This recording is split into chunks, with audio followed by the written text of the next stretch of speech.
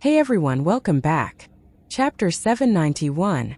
The young swordsman carrying a sword on his back once again traversed through that low and familiar mountain range as he traveled to the colorful garment nation. This area had appeared lifeless and ghostly when he had traversed it with Zhang Shanfeng before, but there was no longer a permeating murderous aura anymore.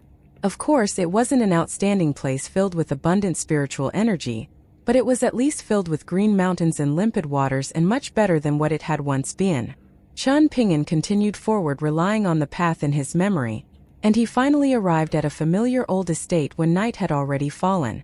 The two stone lions were still guarding the main entrance, which had undergone some slight changes, with couplets decorating the two sides and colorful door gods plastered on the doors. He knocked on the door and waited patiently. An elderly woman who was hunchbacked and holding a lantern in one hand opened the door with some difficulty, and she saw a tall young man smiling brilliantly under his bamboo hat. He also appeared slightly skinny, and the sword on his back made him look like a wanderer whose travels had led him to these mountains. The elderly woman was deathly pale, making her look quite scary in the darkness of night. She tried her best not to frighten the visitor, especially since the estate had already overcome many difficulties and had turned disaster into fortune.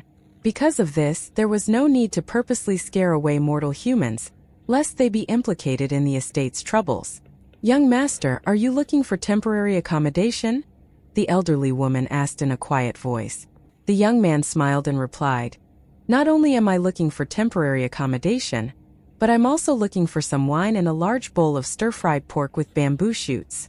The elderly woman faltered for a moment before being overwhelmed with emotion. There were tears brimming in her eyes as she asked in a quivering voice, "Are you young Master Chan?" The visitor was none other than Chen Ping'an, who was traveling south by himself. Chen Ping'an smiled faintly and asked, "Are you still holding up well?" The elderly woman hurriedly grabbed Chen Ping'an's hand, seemingly afraid that their great benefactor would leave after greeting them. She raised her dry and wrinkly hand that was holding the lantern, using the back of it to wipe away her tears. She appeared extremely emotional as she said, "Why have you come so late? It's been so many years already, and my old bones might have genuinely failed to hold up if young Master Chan had come any later. At that time, how could I possibly cook for my benefactor anymore? In any case, there's definitely wine for young Master Chan. We've saved wine for young Master Chan every year, so there's definitely enough for young Master Chan to drink no matter what." Chen Ping'an took off his bamboo hat and placed it under his arm, after which he gently grabbed the elderly woman's hand with both hands and replied in a remorseful voice, "It's my fault for visiting so late." The elderly woman hurriedly turned around and shouted, "Master Mistress, young Master Chan has come to visit. He's truly come here to visit us." Yang Huang had willingly turned into a ghost to save his wife back then, and he was now dressed in Confucian robes as he hurriedly walked to the entrance of the estate with his healthy-looking wife. The husband and wife were about to fall to their knees and kowtow when they saw Chen Ping'an. No words could express and repay their immense gratitude for Chen Ping'an. Chen Ping'an wanted to stop the two of them from kowtowing, yet the elderly woman held onto his arm tightly, clearly wanting him to accept their sincere show of gratitude. Chen Ping'an had no option but to give up and go with the flow. Yang Huang and his wife, Ying, stood up after kowtowing to Chen Ping'an. Only then did the elderly woman let go of Chen Ping'an's arm. Yang Huang exchanged a smile with his wife. The young boy from back then had seemingly transformed into a refined young man in the blink of an eye. It was just that he appeared a little skinny and haggard, but he appeared even more like a genuine sword immortal. This was truly very good. After they walked inside the estate, Chen Ping'an naturally helped the elderly woman close the front door, causing Yang Huang and his wife to smile knowingly. However, the elderly woman couldn't help but grumble about Chen Ping'an doing her job for her, saying that there was no need to trouble young Master Chan with these menial tasks that didn't require much energy. The elderly woman said that she was going to the kitchen to make some midnight snacks, but Chen Ping'an replied that this could wait for tomorrow since it was already so late at night. However, the elderly woman disagreed with him, and Miss Ying also said that she was going to personally cook a few small dishes to welcome young Master Chan. This was the least they could do, or else their hospitality would be far too poor. Yang Huang brought Chen Ping'an to the familiar dining room to take a seat, telling him about the things that had happened after he left the estate back then. These were all good things. Yang Huang had almost fallen to heretical and demonic ways back then, yet he was now able to return to the proper path of cultivation. Even though the long delay in his cultivation of the Great Tao meant that he couldn't achieve great success, his situation right now was ultimately much better than his days as a half-human and half-ghost. One had to realize that Yang Huang had been regarded as a cultivator destined to become a golden core tier earth immortal when he had cultivated in the Divine Edict sect back then, so he had enjoyed the full support of the sect. Afterward, however, Yang Huang had chosen to abandon the Great Tao for the sake of his wife, and only he understood the joys and hardships that this involved. No matter what, he never once regretted this decision. As for his wife, who had initially been trapped in her building, her appearance had now returned to normal, and she was even more fortunate than her husband on the path of cultivation. In fact, she had even advanced one cultivation tier. Thanks to this, she was able to leave her physical body in the building located in the backyard and travel around the area using her own soul. She could even go on spring outings without issue, making her appear no different from ordinary women in the mortal world. She no longer needed to endure the lashings of astral wind day and night, and she no longer needed to endure the torture of a flickering soul. Yang Huang asked about how Taoist priest Zhang Shanfeng and the big-bearded Su Yuanxiao were doing, and Chen Ping'an answered his questions one by one. Afterward, Chen Ping'an also asked about the prefectural overseer of Blusher Prefecture as well as his son, Lu Gaohua, and Yang Huang told him everything that he was aware of. Prefectural overseer Lu had been promoted a few years ago, and he had gone to the colorful garment nation's Qing province to assume the position of governor. It could be said that he had brought great honor to his clan. In addition, his daughter was now a direct disciple of the Divine Edict sect, and this matter was possibly a reason behind his promotion to governor. As for Lu Gaohua, he had visited the estate twice during the past few years. Compared to his carefree nature and tendency to find excuses to travel around the mountains and rivers and refuse to participate in the imperial examination back then, Lu Gaohua had already reined himself in quite a bit. However, he hadn't done very well in the previous imperial examination, only passing the provincial examination. Thus, he had drunk quite a lot of wine to wash away his sorrows when visiting the estate a second time.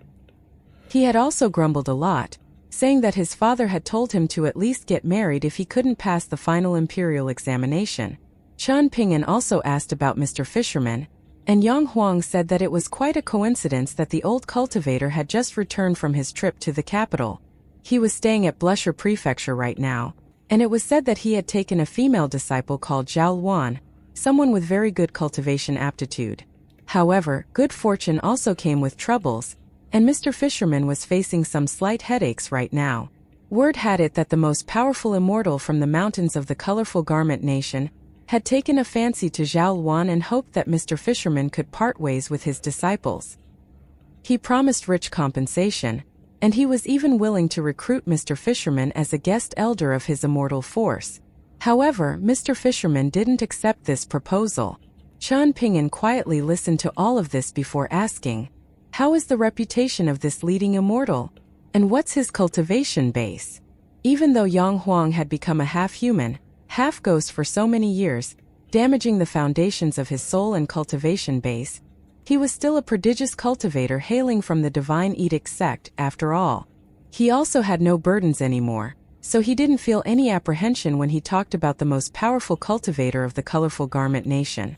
Yang Huang smiled and replied, "He most likely became a little carried away after advancing to the Dragon Gate tier a few years ago, and those in his immortal force also became restless. They then recruited a significant number of new disciples without any regard for quality, so their initially okay reputation has taken quite a decent hit." Chen Ping'an nodded and said, "I understand. I'll investigate this matter a little further. My recount is largely based on hearsay, so don't take everything I said as the definitive truth," Yang Huang said with a smile. Food and wine arrived at the table. The wine was self-made through a lot of hard work and effort, and the dishes were also inviting and fragrant. Miss Ying and the elderly woman both sat down at the table. There weren't many old-fashioned rules and etiquettes in this estate. Perhaps wanting to let Chen Ping'an drink more, the elderly woman gave Yang Huang and his wife specialty wine cups from the colorful garment nation while giving Chen Ping'an a large wine bowl instead. Yang Huang respectfully stood up to toast Chen Ping'an, and Miss Ying and the elderly woman also stood up to show their respect. Chen Ping'an had no option but to grab his wine bowl and stand up as well, saying in helplessness, "I truly won't dare to visit you again if you keep being so polite." After downing the contents of his wine cup in a single gulp, Yang Huang replied jokingly, "Then we'll discuss this the next time benefactor visits." Chen Ping'an also downed the contents of his wine bowl in a single gulp. The elderly woman was worried by what she saw, afraid that Chen Ping'an would harm his body if he drank too quickly. She hurriedly said to him, "You should drink a little slower. The wine won't run out of your bowl even if you drink slower." Chen Ping'an smiled and replied, "I can hold my alcohol quite well now, so I plan to drink more tonight since I'm feeling happy. The worst that can happen is that I'll drink too much and fall asleep straight away after going to bed." However, the elderly woman continued to persuade Chen Ping'an as she poured him wine, saying, "You should drink a little slower regardless of how well you can hold your alcohol. Drinking slower also means that you can drink more." Chen Ping'an nodded and said, "All right, I'll listen to Granny and drink a little slower." Chen Ping'an roughly talked about his distant journeys, saying that he had visited the water-combing nation after the colorful garment nation. He had then taken an intercontinental ship and followed the Dragon Channel to Old Dragon City, after which he had then taken another intercontinental ship and traveled to Stalactite Mountain. He hadn't returned straight to the Eastern Treasured Vial continent afterward, and he had instead traveled to the Parasol Leaf continent before returning to Old Dragon City. It was only after visiting the Azure Phoenix nation that he had returned home. After hesitating for a moment, Chen Ping'an eventually decided not to mention the Sword Chi Great Wall and Bamboo Scroll Lake. Even so, he still chose some interesting experiences to talk about, and both Yang Huang and his wife listened on with keen interest. This was especially the case for Yang Huang, who hailed from a sect-level force in the mountains, as he could better appreciate the difficulties of embarking on distant intercontinental journeys. As for the elderly woman, she enjoyed listening regardless of whether Chen Ping'an talked about the fascinating things of the myriad worlds or the trivial things of the mortal streets and alleys. Chen Ping'an drank 1 entire liter of wine as they chatted, and this definitely couldn't be regarded as a small amount. Afterward, he went to the same room that he had stayed in last time. Chen Ping'an spent the next day accompanying the elderly woman, spending much of his time basking in the sun as they chatted. Chen Ping'an should have set off again on the 3rd day according to his plans, but he decided to stay 1 more day following some strong persuasion from the elderly woman. Dawn arrived, accompanied by a light autumn drizzle. Chen Ping'an put on his bamboo hat and bid farewell to the 3 people at the entrance of the old estate. The elderly woman said that the autumn drizzle might look small, but it was actually quite bad for the body as well. She insisted on Chen Ping'an wearing a raincoat, and he had no option but to oblige. As for his sword-nurturing gourd that had exposed his status as a so-called sword immortal back then, the elderly woman had naturally filled it to the brim with homemade wine. Before parting ways, the elderly woman once again stood under the eaves and held Chen Ping'an's hand, saying, "Don't be unwilling to come in the future because you don't like listening to this old lady's rambling." "How could I be unwilling to visit? I enjoy fine wine and good food, and Granny perhaps isn't aware of how many times I've thought about the food and wine here over the past few years," Chen Ping'an replied in a soft voice. The elderly woman lowered her head and wiped away her tears, saying, "That's good, that's good." Chen Ping'an adjusted his bamboo hat and bade farewell, slowly walking into the distance. After walking a certain distance, the young swordsman suddenly turned around and started walking backward, waving goodbye to the elderly woman as well as Yang Huang and Miss Ying. "Young Master Chen, remember to bring Miss Ning with you the next time you come to visit," the elderly woman shouted. Chen Ping'an flushed slightly red as he replied loudly, "I definitely will." The young man wearing a bamboo hat and dressed in an azure raincoat slowly disappeared behind the curtain of autumn rain. The elderly woman felt extremely sentimental. Yang Huang was worried that she couldn't handle the chilly autumn rain, so he told her to head back inside first. However, the elderly woman waited all the way until she couldn't see the silhouette of the young man anymore before returning inside. Miss Ying's voice was soft and gentle as she called, "Husband." However, she immediately stopped herself, feeling slightly guilty and remorseful as she said, "Please don't blame me for being too basic and ignorant." The thought in her mind quickly dissipated as she murmured, It's not right to bother young Master Chun with these trivial matters. You did better than me, and you didn't mention this matter at all.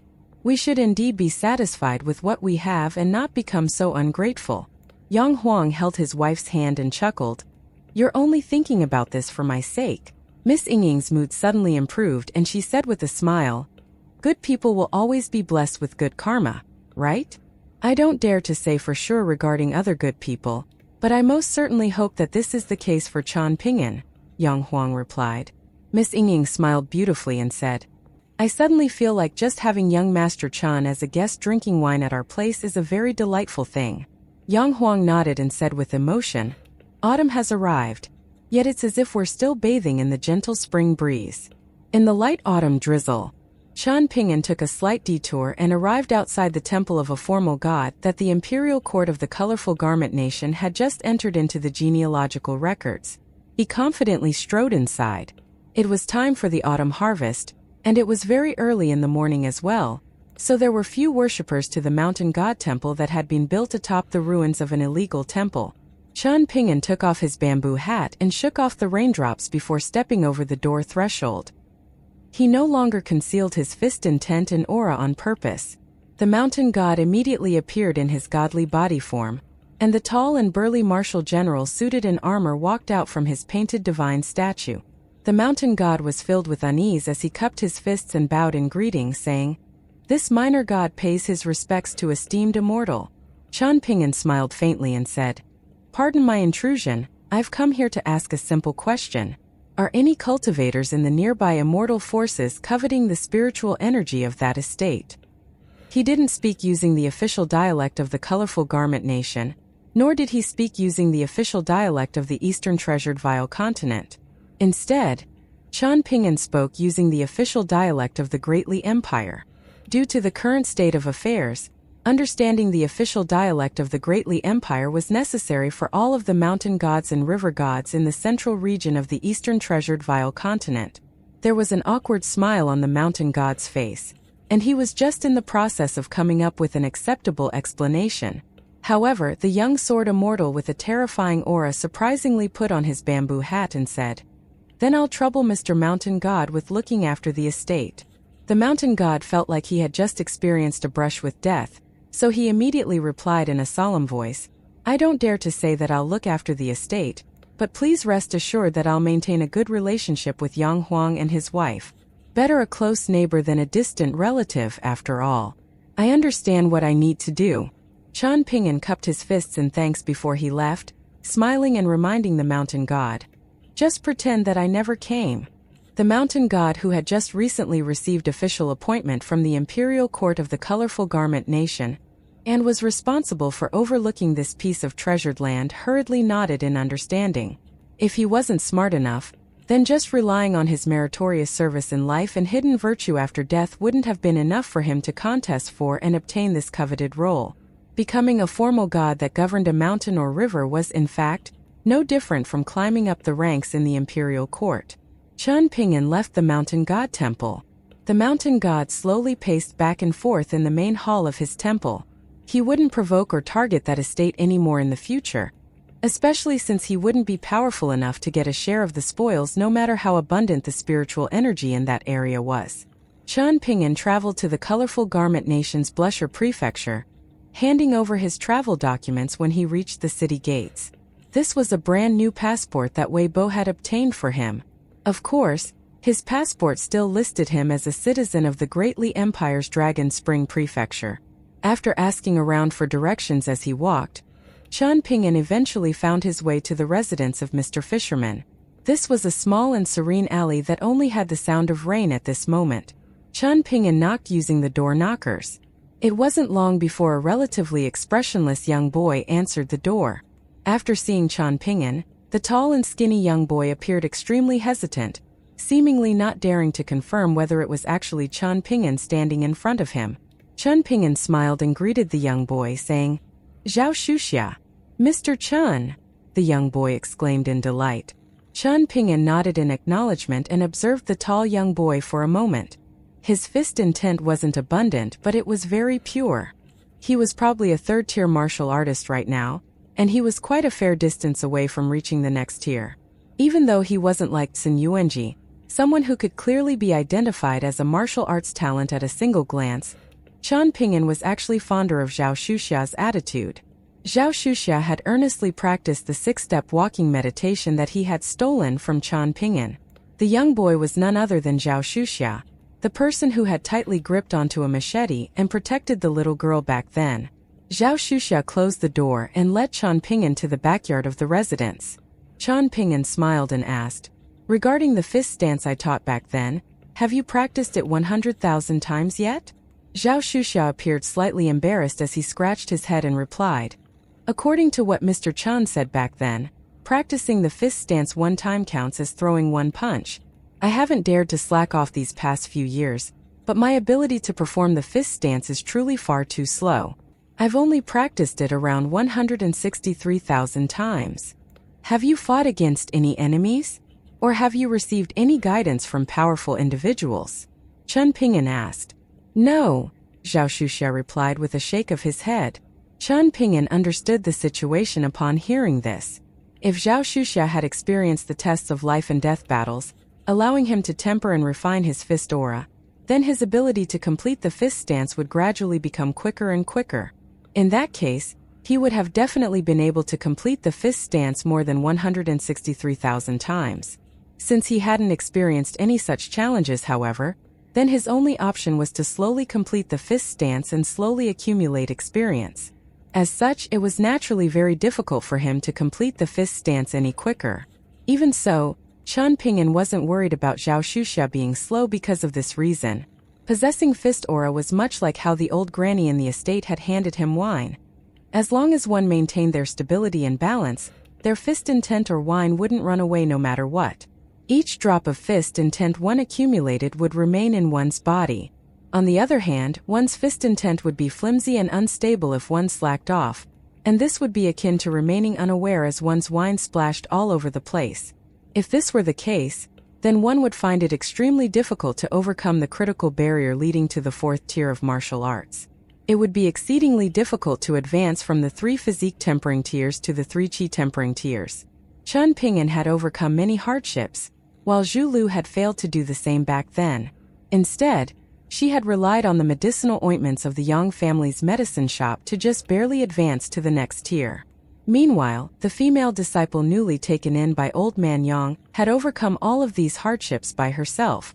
They were both female martial artists, yet the difference between their martial arts potential was like the gulf between heaven and earth. Zhao Shuxia led Qian Pingyan to the serene backyard where an old man in Confucian robes and a young girl with lively eyes were standing side by side under the eaves. "Mr. Qian has come to visit us," Zhao Shuxia announced with a smile. Qian Pingyan took off his bamboo hat and cupped his fists with a smile, saying, "Greetings, Mr. Fisherman." He then turned to Zhao Luan, who was just old enough to be regarded as a young girl, and said, "It's been a long time, Luan Luan." The old scholar with snow-white hair almost didn't dare to believe that he was truly Qian Pingyan. He had changed far too much. Even though many years had indeed passed following their previous encounter, the old scholar still found it very difficult to match this slender and refined young man up with the young boy who had always carried a bamboo bookcase around back then. Standing beside him, tears were already streaming down Luanluan's cheeks as she sobbed and smiled, her voice quivering as she greeted, "Mr. Qian." When it came to Qian Pingyan, Zhao Luan couldn't thank him enough. At the same time, it wouldn't appear excessive no matter how much she missed him and thought about him. Zhao Luan had always been thinking of Qian Pingyan these past few years, and she would think about him whenever she experienced dullness, difficulties, grievances, and happiness on the path of cultivation. Her older brother, Zhao Shuxia, liked to tease her about this, and Zhao Luan became more and more inclined to hide these feelings as she gradually grew older, lest her older brother tease her even more. Zhao Shuxia was a solemn person, and he would only open up completely in front of Luan Luan, who was essentially no different from a biological little sister. The 4 of them sat down together. The 4 people had drank wine when reuniting in the old estate, and the 4 people here were now replacing the wine with tea. There were wisps of spiritual energy contained inside the tea, and this was for the sake of Zhao Luan's cultivation. The more talented a cultivator was, and the smoother their journey of cultivation, the more money they would need to spend on food, clothes, and shelter. Mr. Fisherman, the cultivator who had vanquished demons and eliminated fiends with Changping'an in Blusher Prefecture back then, was a Confucian scholar and cultivator by the name of Wu Shuoan. Changping'an felt nothing but respect for him, or else he wouldn't have dared to put Zhao Shuxia and Zhao Luan in his care. It was clear that the old scholar had indeed looked after the two children very well. However, Changping'an had also started to feel a little guilty over the past few years. As he gained more and more experience in the cultivation world, further understanding the sinister nature of the human heart, he became increasingly aware that his so-called good deed from back then might actually bring significant trouble for Wu Shuoan. When it came to matters pertaining to the cultivation of those in the mountains, one would often be forced to make compromises whether they liked it or not. If one were not involved in the cultivation world, then one would be free from the many conflicts and fights that would very likely involve life and death. Not being a cultivator in the mountains was both a misfortune and a fortune. It was a misfortune because one couldn't witness those peculiar and remarkable scenes on the path to attaining Tao and achieving freedom and immortality, but it was a fortune because one could enjoy peace and stability instead. Moreover, the more talented Zhao Luan was, the more burdensome things would be for Wu Shuoan. How could he support Zhao Luan's cultivation and not delay her progress? How could he obtain suitably powerful immortal cultivation techniques to match Zhao Luan's talent? How could he guarantee her a smooth cultivation journey where she didn't need to worry about the expenditure of immortal coins? In the past, Changping'an wouldn't have been able to consider these things at all. Only after traveling tens of thousands of kilometers and encountering all kinds of people and matters did he finally understand that being a so-called good person wasn't so simple. It was only then that he could better empathize with the countless hardships in the world. Because of this, Changping'an had visited the ancient Elm Nation before entering the Colorful Garment Nation. Finding the Imperial Preceptor who was actually the tree spirit, he had become mortal enemies with back then. This was because Changping'an was worried that the high-ranking tree spirit would attempt to target the old estate again in the future. The surprise assassination attempt in the Watercombing Nation back then was still fresh in Changping'an's memory. Things had been very simple after Changping'an entered the capital of the ancient Elm Nation. After finding the Imperial Preceptor's residence and coming face to face with him, Changping'an had knocked him down in 3 simple punches. The tree spirit had suffered heavy wounds, losing at least 30 years of hard-earned cultivation progress. Changping'an had then asked the tree spirit whether he wanted to continue this feud, and whether he would dare to send more assassins after him.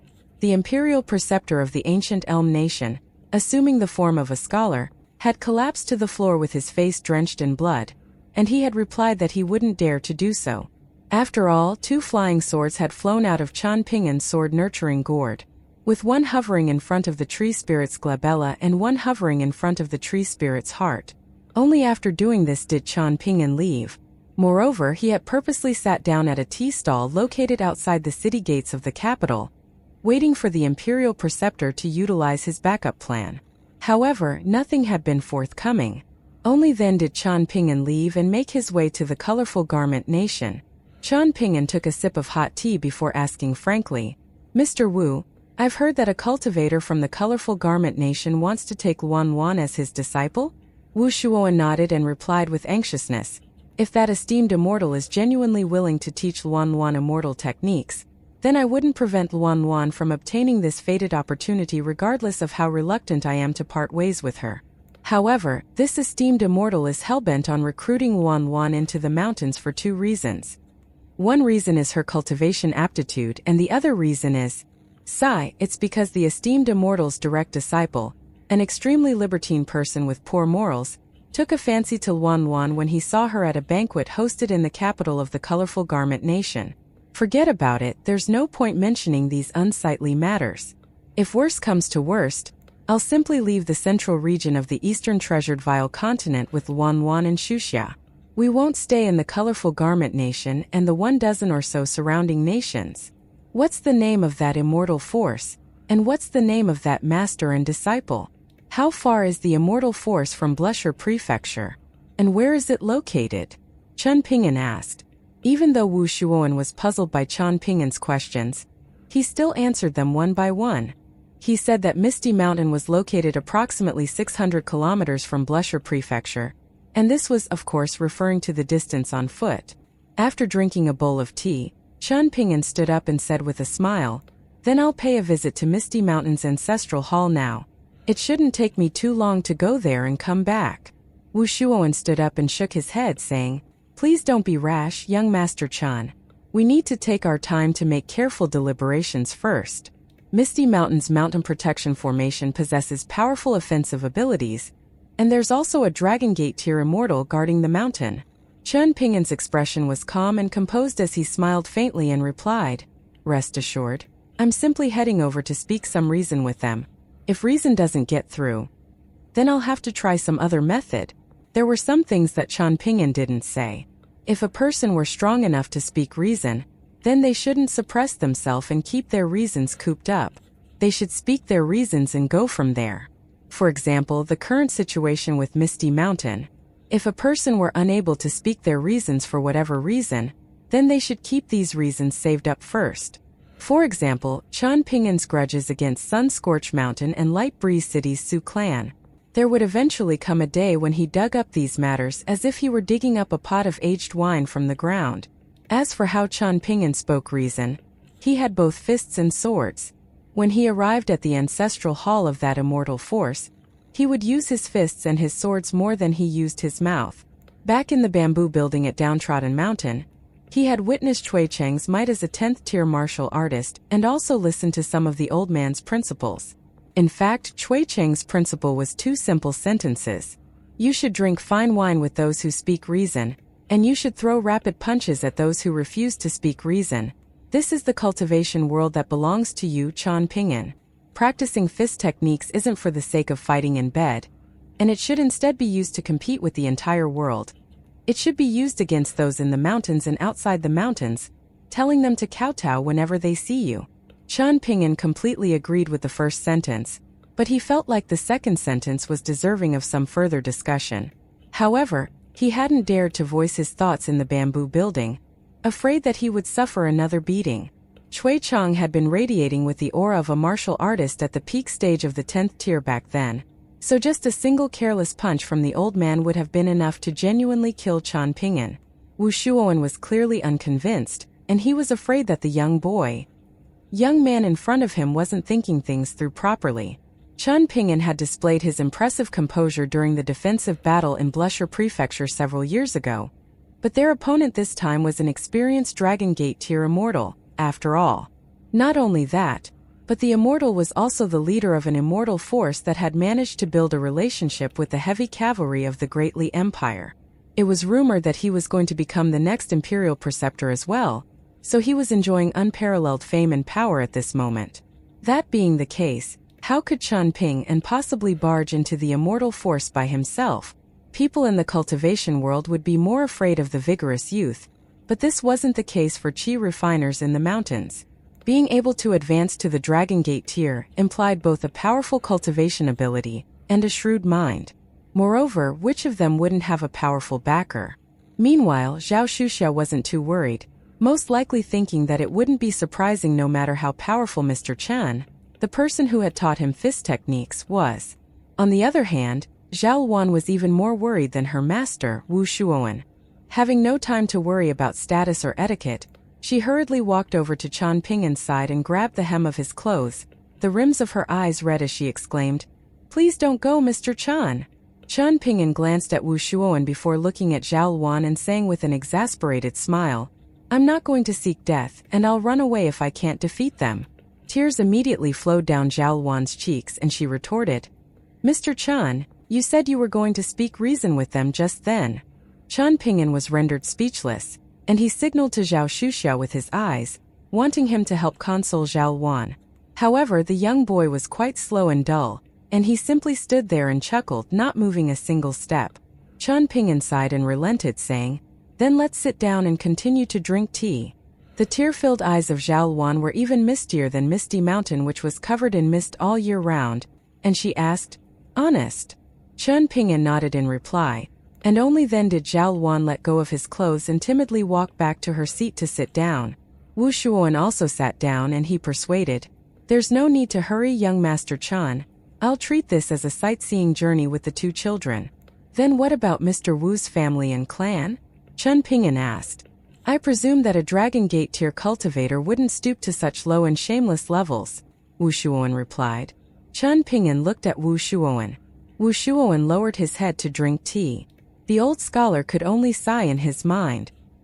He was obviously well aware that the so-called sightseeing journey was nothing more than an excuse to allow Luan Luan and Shuxia to not feel guilty.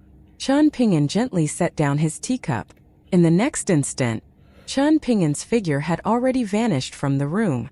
Wu Shuowen was flabbergasted as he held his teacup. Zhao Luan and Zhao Shuxia looked at each other with dumbstruck expressions.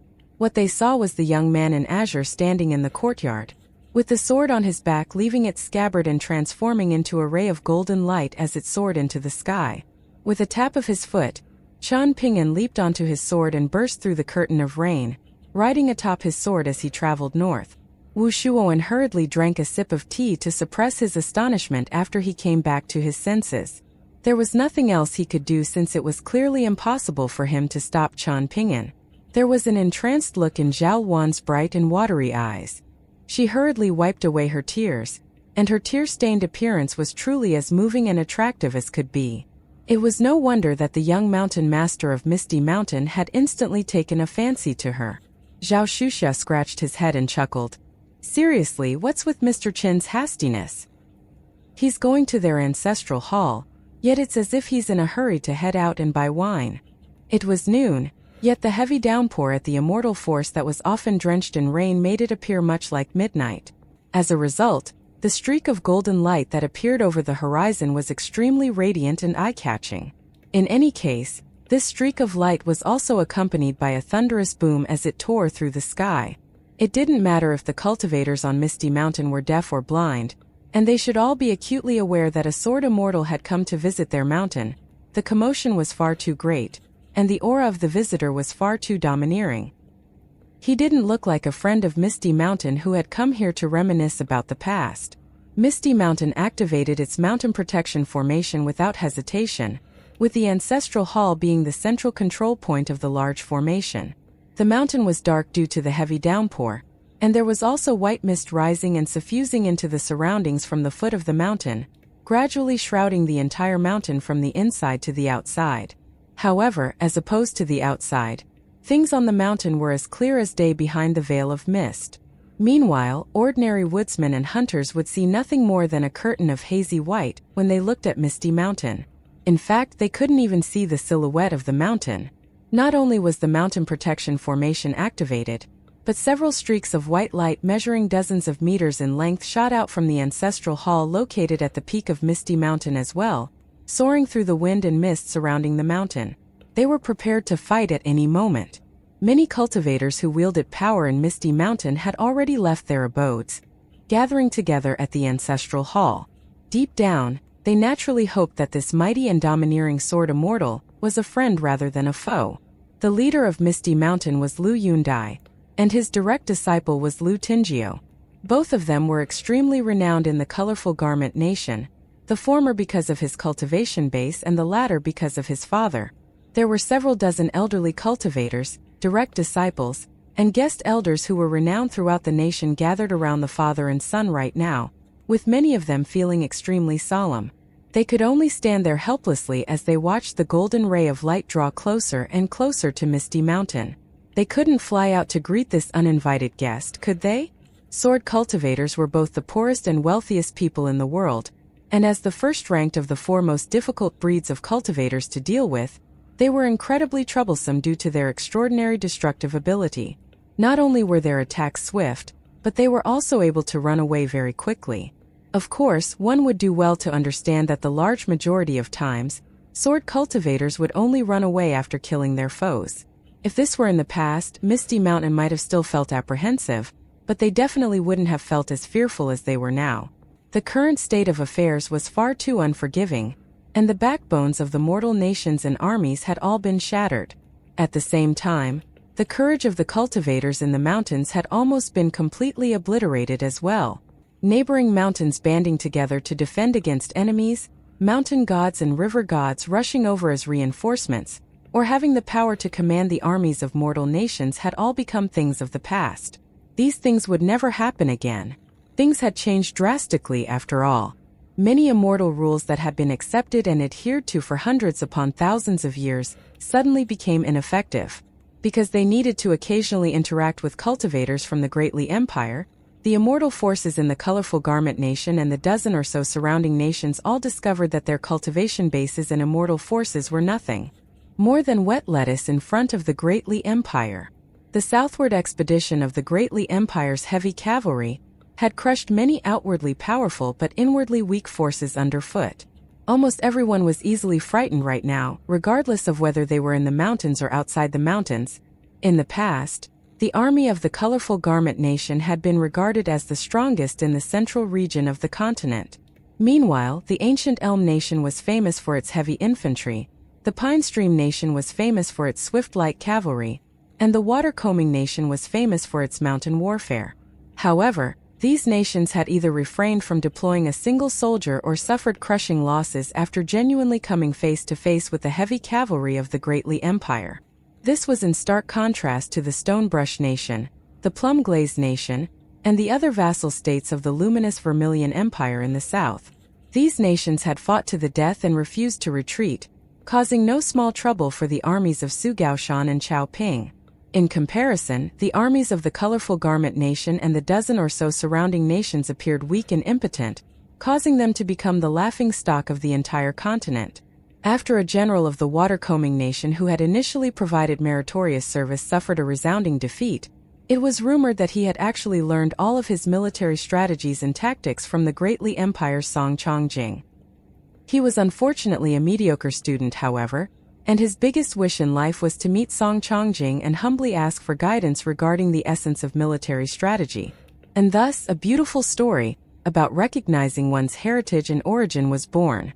Of course, the most powerful nation in the central region of the continent didn't have any right to laugh at the second most powerful nation in the region.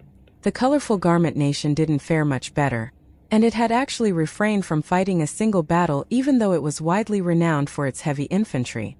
In addition, the imperial family of the nation always liked to announce to the outside world that there were Golden Core Tier Earth immortals guarding the capital. The imperial family often spread mysterious pieces of news, concealing many things at the same time, and causing people to be unsure of what was true and what was false. In any case, the cultivators of the Colorful Garment Nation always liked to look down on their counterparts in the dozen or so surrounding nations. However, this didn't end well following the arrival of the Great Li Empire's heavy cavalry. The ancient Elm Nation at least put up some symbolic resistance at their borders, mobilizing 10,000 soldiers and forming an elite army to clash head-on with the heavy cavalry of the Great Li Empire. The outcome was naturally a foregone conclusion, with a single brigade of the Great Li Empire's heavy cavalry being more powerful than the entire army of the ancient Elm Nation. The ancient Elm Nation paid a heavy price for their symbolic resistance, and upon realizing the dire nature of the situation, the Colorful Garment Nation had surprisingly surrendered even before the ancient Elm Nation. The diplomatic envoy of the Great Li Empire had not yet entered the Colorful Garment Nation, but the Colorful Garment Nation had already dispatched its diplomatic envoy headed by the head minister of the Ministry of Rights. They had actively sought an audience with the heavy cavalry of the Great Li Empire and voluntarily offered to become a vassal state of the imperial Song clan. This wasn't all, and there had been further revelations when the Great Li Empire had gone through the many genealogical records of the various mountains of each nation. It was thanks to this that people had discovered the surprising power of the ancient Elm Nation, with a Dragon Gate tier sword immortal from the luminous Vermilion Empire, hidden within their ranks. In the end, this sword immortal had been killed by a group of martial secretaries from the Great Li Empire after an intense and soul-stirring battle. On the other hand, the Colorful Garment Nation had only saved some face thanks to Lu Yundai breaking through to the Dragon Gate tier. Otherwise, the strongest immortal in their nation would have been nothing more than a sea observation tier cultivator. Apart from the imperial court of the ancient Elm Nation looking down on the cowardly Colorful Garment Nation, even those in the mountains and cultivation world of the neighboring Watercombing Nation almost laughed their heads off. Lu Yundai was an extremely refined-looking old man dressed in extravagant clothes and wearing a tall crown. Meanwhile, Lu Tingjio was a handsome young man with slightly sunken eyes. His appearance was decent, and this was further helped by his clothing. He was wearing a high-grade spirit tool in the form of a snow-white Dao robe called reed flower. He was in his 30s, yet he looked to be in his 20s. Regardless of whether he had reached his current cultivation base through spending a huge sum of immortal coins or through talent, it couldn't be denied that he was a 5th-tier cultivator on the surface. Lu Tingyou also liked to travel around the mountains and rivers, and he would often do so with his wealthy and influential friends. As such, it could be said that he was faring quite okay in the colorful garment nation. He could indeed be regarded as a young, carefree, and successful member of a mortal nation. However, things were different in the eyes of true cultivators, especially the rare few middle 5-tier cultivators of the colorful garment nation, as well as the mountain gods of the 5 mountains. Lu Tingyou was naturally nothing much in their eyes, with his Dao heart wavering and his fondness for seeking carnal pleasure. He wasted much of his time in the arms of women outside the mountains, so it went without saying that he couldn't achieve anything great.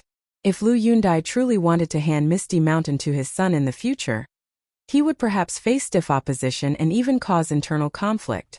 In any case, there were some small rumors quietly floating around in recent years, saying that it was thanks to Lu Tingyou that Misty Mountain had successfully forged a relationship with the general of the Great Li Empire. It was due to Lu Tingyou's help that his father, Lu Yundai, now had the opportunity to become the next imperial preceptor of the colorful garment nation. If this were true, then it could only be said that Lu Tingyou had concealed his strength very well.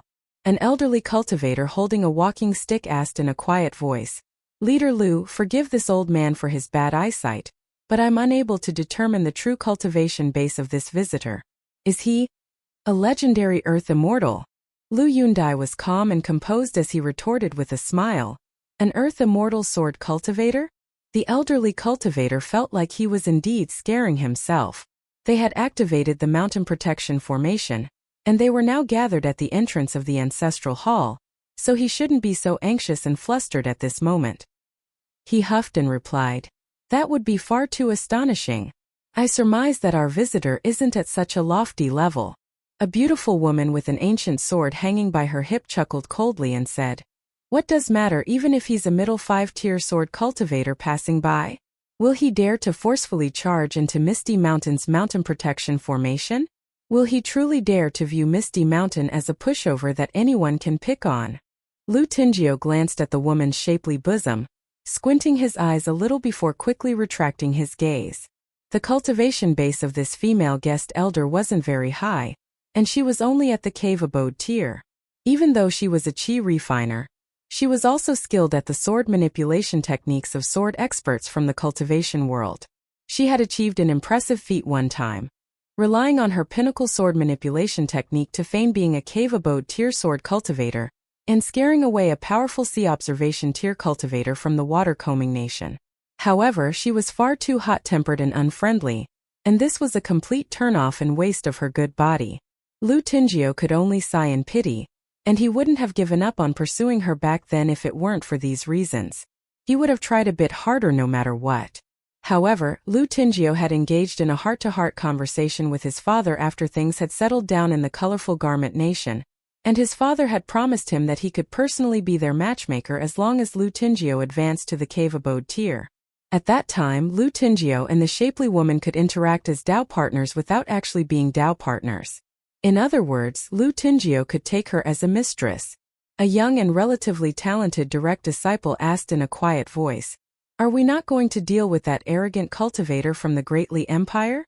Even though he had the right to stand here tonight, he was standing relatively far back due to his low seniority.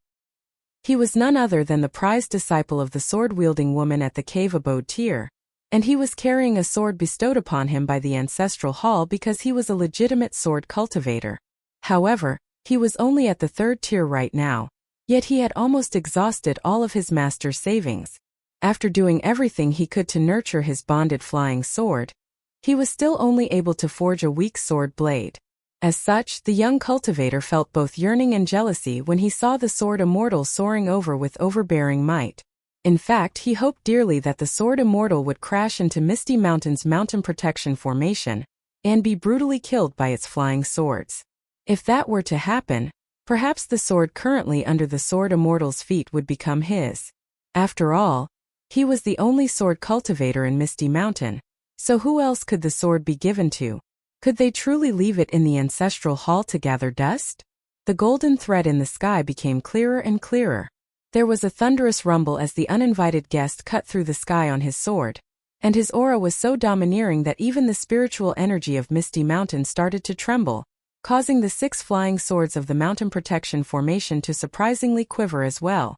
The flying swords were initially following the paths of constellations, yet they actually started to fall into slight disarray at this moment. The situation will be more manageable if he's willing to stop outside the formation.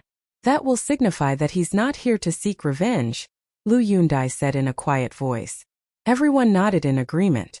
The elderly cultivator holding a walking stick opened his eyes as much as he could as he gazed into the distance, trying his best to determine the approximate cultivation base of the uninvited guest. That way they could respond accordingly, no? However, the sword light was unexpectedly radiant and blinding, causing the eyes of the powerful sea observation tier cultivator to ache in pain. The elderly cultivator almost shed tears, and he hurriedly shifted his gaze in fright, lest the sword immortal view his direct gaze as an act of provocation. At that time, he might die a miserable death if the sword immortal picked him to set an example. With this in mind, the elderly cultivator hurriedly placed both hands on his redwood dragon head walking stick, hunching down and lowering his head as he murmured, "How can there be such intense sword light in the world? He's dozens of kilometers away, yet the sword light is already so resplendent. He's definitely wielding an immortal treasure. Mountain Master, why don't we open our gates to welcome the guest instead? Lest we gild the lily? Perhaps he's nothing more than a sword immortal passing by." Yet Misty Mountain activating its mountain protection formation might be taken as an act of provocation. At that time the sword immortal might draw his blade and attack us. The elderly cultivator became increasingly cowardly with age, yet his murmurings were as quiet as a mosquito. As such, those with slightly poorer hearing couldn't hear a single word that he said. Lu Yundai was a Dragon Gate tier cultivator and the paragon cultivator of the nation, so he naturally heard the words of his Uncle Master who wanted to appease both parties. He smiled and replied, "Uncle Master Hong, this person is undoubtedly targeting our Misty Mountain." Even Uncle Master Hong was unable to directly look at the brilliant ray of golden sword light, so it went without saying that the same was true for young Mountain Master Lu Tingio, the shapely woman at the cave abode tier, and the prized disciple of the latter. In the end, only Lu Yundai was able to directly gaze at the sword light. "He's here," Lu Yundai said, both as a warning to the others and as amusing to himself. The rain and mist around Misty Mountain made it appear as if the mountain were shrouded in night all year long, yet the brilliant sword light cut through the darkness and made it appear like day. The closer the sword immortal got to Misty Mountain, the quicker Chan Ping'an soared forward. He didn't pause or hesitate at all, and it was clear that he wasn't the least bit afraid of Misty Mountain's mountain protection formation. The sword light suddenly glowed with increasing brilliance, and even Lu Yundai couldn't help but narrow his eyes at this moment, averting his gaze from the explosive burst of sword light. As if he were cutting tofu, Chan Ping'an sliced through the mountain protection formation of Misty Mountain with a single sword strike. He then charged straight toward the ancestral hall located at the peak of the mountain. The 6 mountain protection flying swords that had made significant contributions to the defense of Misty Mountain were surprisingly unable to block the uninvited guest. Not only that, but the flying swords swayed about as if they were going to fall at any moment, seemingly afraid of the long sword under the sword immortal's feet. The most terrifying thing was that the golden thread that stretched from the horizon all the way to Misty Mountain didn't vanish after the sword immortal broke through the mountain protection formation. The length of the sword chi and the brilliance of the sword intent were simply astounding. The wind and rain were swept over by the person and his sword, causing the astral wind to swirl violently and the spiritual energy to churn at the peak of the mountain. Apart from Lu Yundai, everyone else from Misty Mountain had their souls waver and their breathing stifled. In fact, some of the cultivators with weaker cultivation bases even stumbled back several steps. This was especially the case for the young cultivator, who only had the right to stand outside the ancestral hall because of his aptitude as a sword cultivator. If it weren't for his master secretly tugging his sleeve, he might have lost his balance and directly collapsed to the ground. It was only at this moment that the cultivators of Misty Mountain clearly saw the appearance of the uninvited guest. He was a tall and thin young man wearing an azure robe. He gracefully hovered to the ground, after which the sword under his feet returned to the scabbard on his back. Everything happened in one smooth motion. Qian Ping'an held his hands inside his opposite sleeves, slowly walking forward and glancing at the relatively composed Lu Yundai as well as the uneasy Lu Tingio in white. He smiled faintly and said, "I'm visiting Misty Mountain today to tell your immortal force one thing. I'm the Dao Guardian of Blusher Prefecture's Zhaoluan. Do you understand?" Uncle Master Hong lived in relative seclusion, and the elderly cultivator holding his walking stick with both hands had already accepted his fate. He had given up all of his power and influence in the immortal force, and he was simply relying on his status as the Uncle Master of the Mountain Master to enjoy his final years. He didn't involve himself with the matters of the sect. However, he hurriedly nodded in understanding at this moment, not caring whether he truly understood the situation or not. He would pretend that he understood and go from there. The cave abode tier cultivator who was skilled at sword manipulation techniques felt extremely parched at this moment, and it was clear that she was feeling apprehensive and already having thoughts of surrender. She had been filled with confidence and indomitable might just then, appearing as if she were completely unafraid of the uninvited outsider. However, all of this had deserted her at this moment.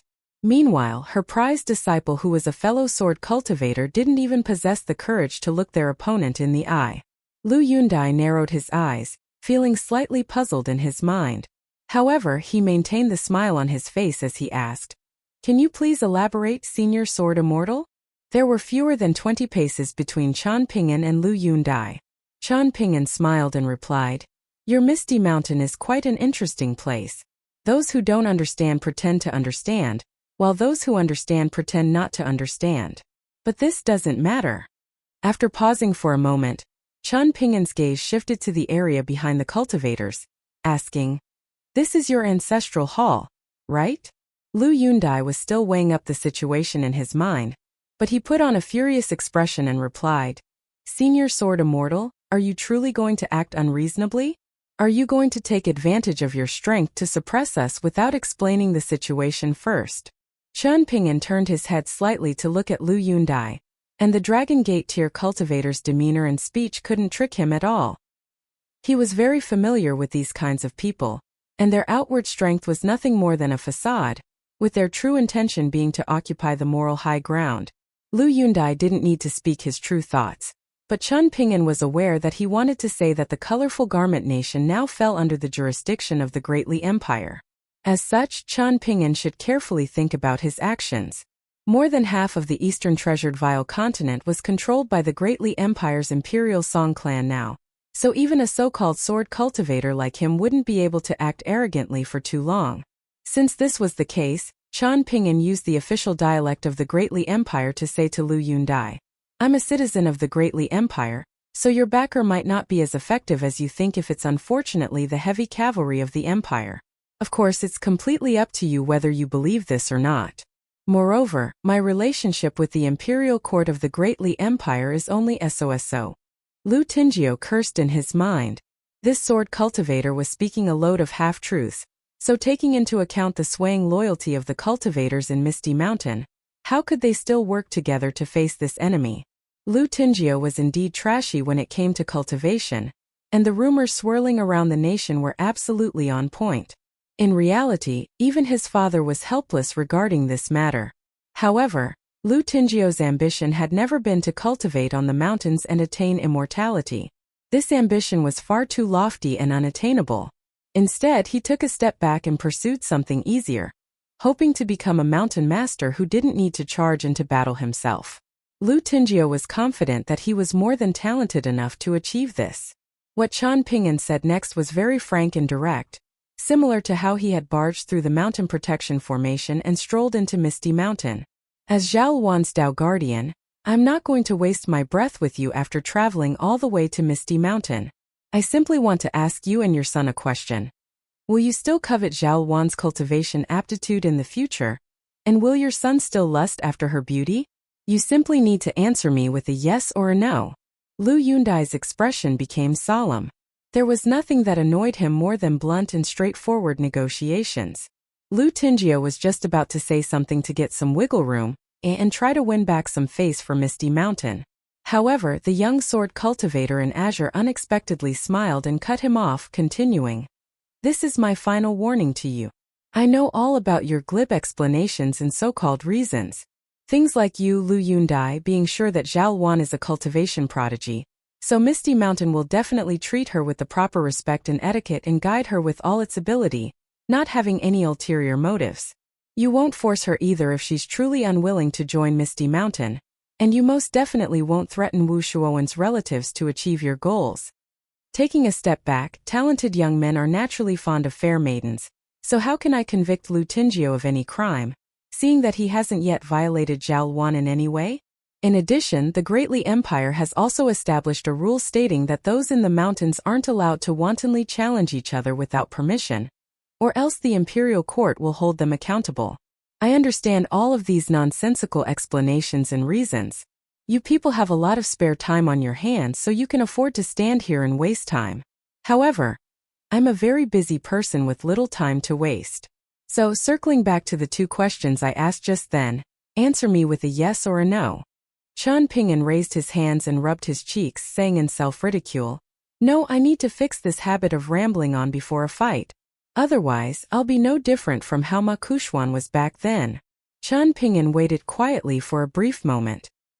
He then nodded and said, I understand. Chen Ping'an held his hand out. There was a crisp metallic ring as sword immortal flew out of its scabbard on his back and into his hand. Chen Ping'an lightly slashed downward.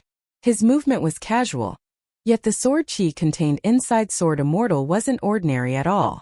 The ancestral hall of Misty Mountain was separated into two. However, it ultimately didn't collapse into a heap.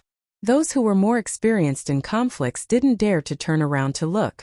Only cultivation fledglings like the young third-tier sword cultivator turned their heads in a slightly stiff manner, looking at the outcome of Chen Ping'an's sword strike. Chen Ping'an raised his arm and resheathed his sword. Lu Yundai seemingly noticed something strange at this moment, and he wanted to take a risk to confirm his speculation. Thus, his hand moved slightly inside his sleeve. The peak of Misty Mountain shuddered with a loud boom. Yet it wasn't the majestic ancestral hall behind them suffering further damage.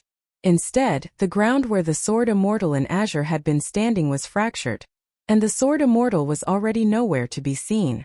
Just when Lu Yundai had wanted to do something, Chen Ping'an's other hand hidden inside his sleeve had already retrieved an inch movement talisman.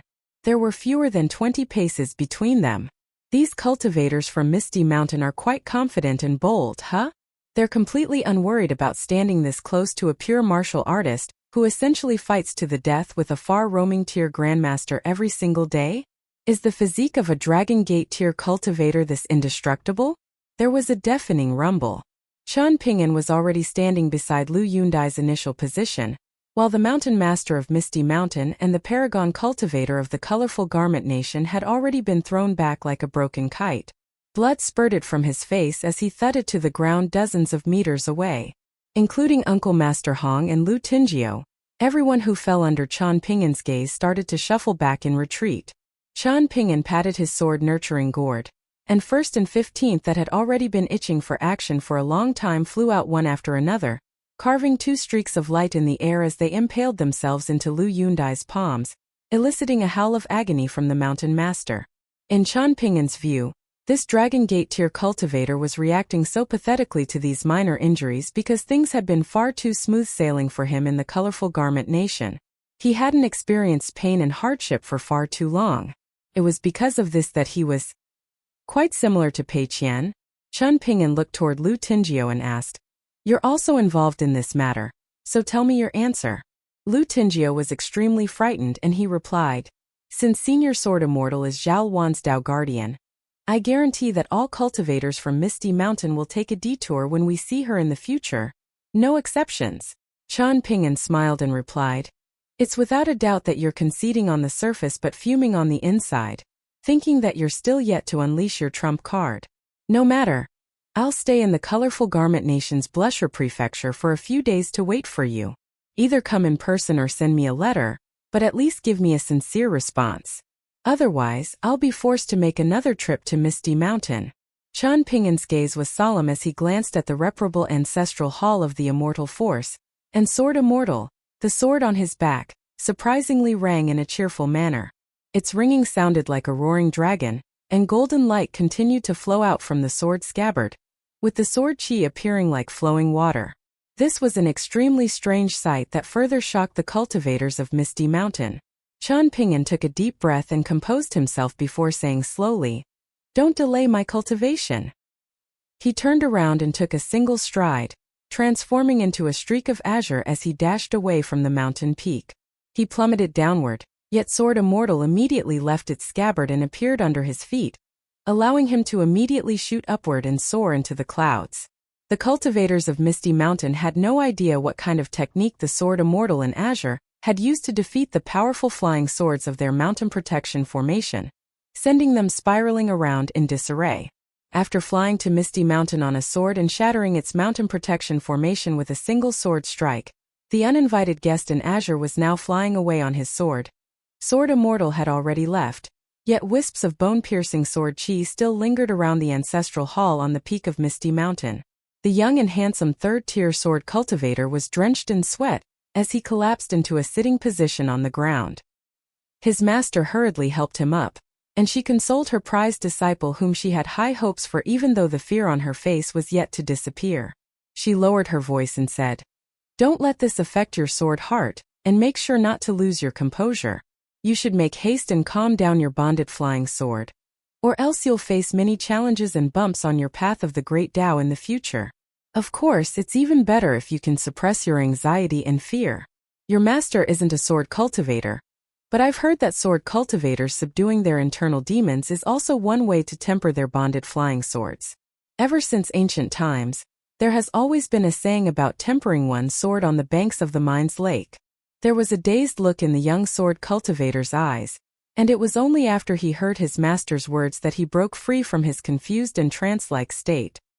He had no time or effort to care about the strange things taking place in the acupoint where his bonded flying sword was being nurtured, and he hurriedly recited the mantra passed down by the ancestral hall of Misty Mountain in his mind, channeling his spiritual energy at the same time in an attempt to stabilize his mental state. No one else in Misty Mountain was paying attention to this master and disciple. This was because everyone was standing around Mountain Master Lu Yundai. His face was as pale as a sheet, but he thankfully hadn't suffered any irrevocable wounds to his foundation.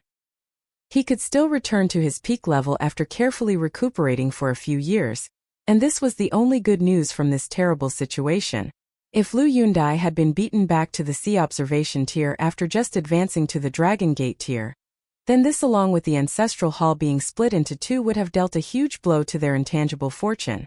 At that time, the cultivators of Misty Mountain would have truly been filled with petrification. Lu Yundai waved a hand and said, "Everyone can leave now. Regarding today's disturbances, we'll discuss it tomorrow in the ancestral hall. No, we'll discuss it in my Rising Mist residence." Everyone was lost in their own thoughts as they took their leave. Lu Tingio accompanied his father and walked toward the ancestral hall together. They instructed someone to deactivate the mountain protection formation, or else they would need to spend one lesser heat coin every 15 minutes to maintain it. There was a fissure measuring 1 finger wide along the path, and this fissure extended all the way forward, where it eventually split the ancestral hall into two. Lu Yundai stopped outside the entrance of the ancestral hall and asked, "Did you notice anything?" Lu Tingio shook his head in response. Lu Yundai's voice was calm as he said, "His sword qi was so overwhelming, yet he was able to leave such a neat fissure with a casual swing of his sword. How did he achieve this? Generally speaking, this would undoubtedly prove his status as a genuine sword immortal. However, I had a nagging feeling that something was off, and the events that followed proved that my intuition was correct. That person indeed isn't some golden core tier sword immortal, and he's instead a very abnormal cultivator. He uses the techniques of martial arts grandmasters, yet he possesses the aura of a sword cultivator. It's difficult to determine his identity and background at the current moment, but he's more than powerful enough to threaten our Misty Mountain, which is only domineering and influential in the colorful garment nation. Tingio, since you were the one who successfully built a relationship with the Great Li Empire's General Ma in the past, you now have two choices in front of you. Please go ahead, father, Lu Tingio said with a wry smile. Lu Yundai clutched his chest and broke into a coughing fit. However, he waved his hand and gestured for his son not to worry as he continued slowly. Truth be told, both of these choices are a gamble. The first choice is to gamble for the best outcome, where General Ma, whose backer is a pillar clan of the Great Li Empire, is willing to accept money to resolve the problem for us. If everything goes according to plan, General Ma can act according to what I mentioned before, swiftly using the justification of rules and regulations to stand up for Misty Mountain and kill that young person. At that time, what does it matter if we kill Wu Shuoan as well? Zhao Wan will become your woman, and Misty Mountain will also gain a junior, who has the potential to reach the Golden Core tier in the future. If you choose this option, then you should immediately leave the mountain with Uncle Master Hong to visit General Ma. The second choice is to accept the worst possible outcome, that being admitting to the fact that we've provoked someone whom we shouldn't have provoked. We'll concede that we offended the wrong person and voluntarily accept our loss, immediately sending someone to Blusher Prefecture to yield and apologize to that person. We won't hesitate to compensate that person, whether it's money or something else. In any case, the biggest taboo right now is to hesitate and waste time. Lu Tingio's expression was bitter as he replied. This pertains to the survival of our immortal force and the survival of the Lu clan's ancestral hall, so perhaps it's better for father to make this decision? Lu Yundai shook his head and said, I'm unable to see the situation clearly now, similar to how I rejected your proposal back then. You could only go against Misty Mountain and rely on yourself to place a wager on that general of the Great Li Empire. And what was the result? The entire Misty Mountain was wrong, and only you were correct. The world is embroiled in chaos now, so it isn't necessarily the case that those who possess a higher cultivation base will definitely be right. That being the case, I'm willing to trust your intuition again. If we gamble on the latter choice, then we'll lose big no matter what. If we gamble on the former choice, however, we might stand to win very big. Losing the latter gamble will mean the destruction of our clan. On the other hand, winning the latter gamble will make you a true friend of General Ma. In the past, it was simply you taking advantage of the current trend and him choosing to give charity. In the future, perhaps you can even make use of this relationship to become acquainted with that pillar clan. What if that person is truly a citizen of the Great Li Empire? Lu Tingio asked in a quiet voice. Lu Yundai chuckled in ridicule and replied, So what if he's a fellow citizen of the Great Li Empire with General Ma? Is Uncle Master Ma loyal and devoted to our Lu clan? Are the Pillar Yuan clan and Pillar Chao clan of the Great Li Empire always on good terms with each other? Does General Ma not have his own competitors and people whom he doesn't like? Killing this so-called sword immortal who has broken the rules is an act of displaying one's might and building one's prestige. However, even if General Ma has stabilized his position in the colorful garment nation and risen above the other imperial supervisors at the same rank as him, he would still be taking a gamble if he were to go down this path. Judging by father's tone, father is leaning more toward the first choice? Lu Tingio asked in a hesitant voice. Lu Yundai sighed upon hearing this. Apart from having mediocre aptitude and no hope of embarking on the path of cultivation, another weakness of his son was his smarts and tendency to think about many things.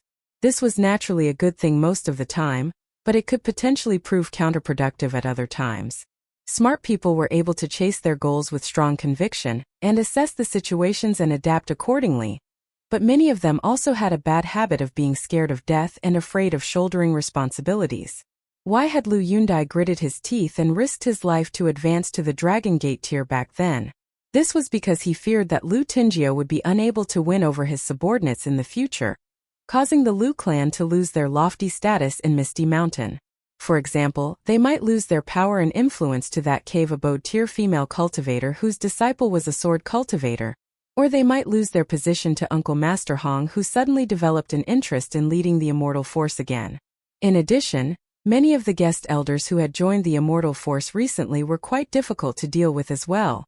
Otherwise, an extra 7 or 8 people should have appeared outside the ancestral hall just then.